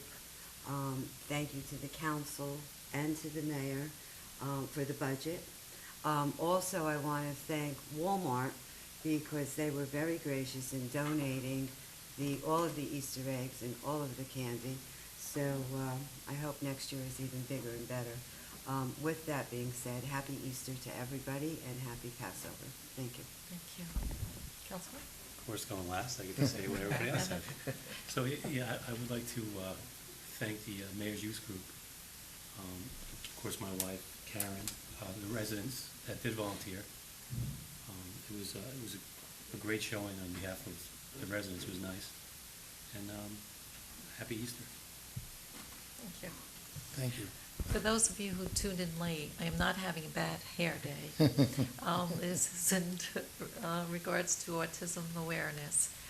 Once again, I'm just going to reiterate and say that this is a condition that we really need to continue the conversation and be open and compassionate to people that are afflicted with this. And hopefully in the near future, we'll have some more definitive answers and hopefully a cure. And also, if you notice, we're all wearing blue. They're not copycats. It just happens that we all have this planned.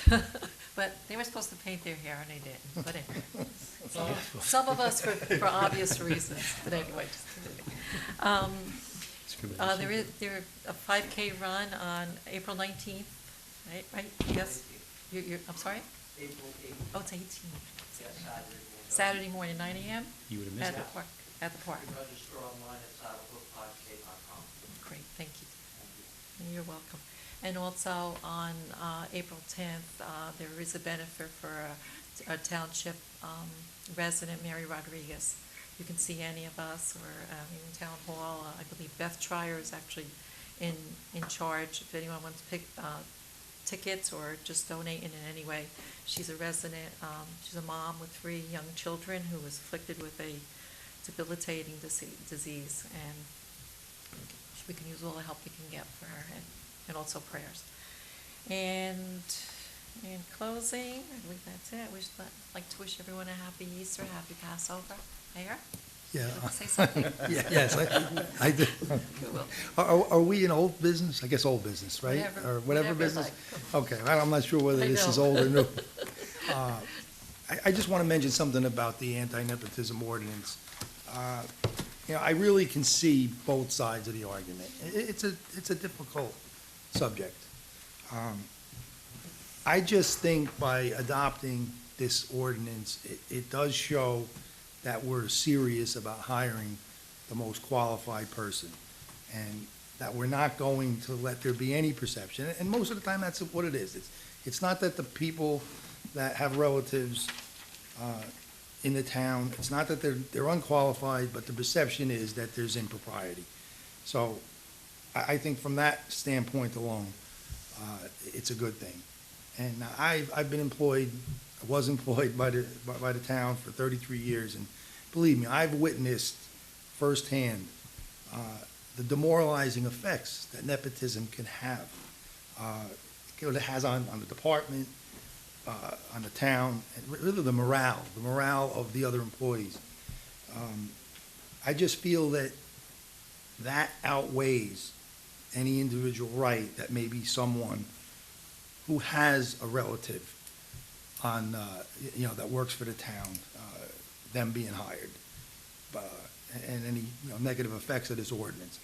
Also, I just want to say there are exceptions, and a good example is, let's just say someone has a relative that falls under this ordinance, working for the town, and they run for the governing body. They run for mayor, they run for council. If they do win, that relative isn't affected by this. They're grandfathered in.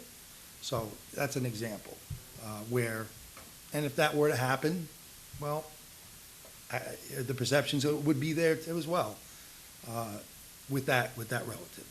And like Councilman Samaluka said, it's really, the onus or the hardship isn't on the relative. It's on the relative that's hired or promoted.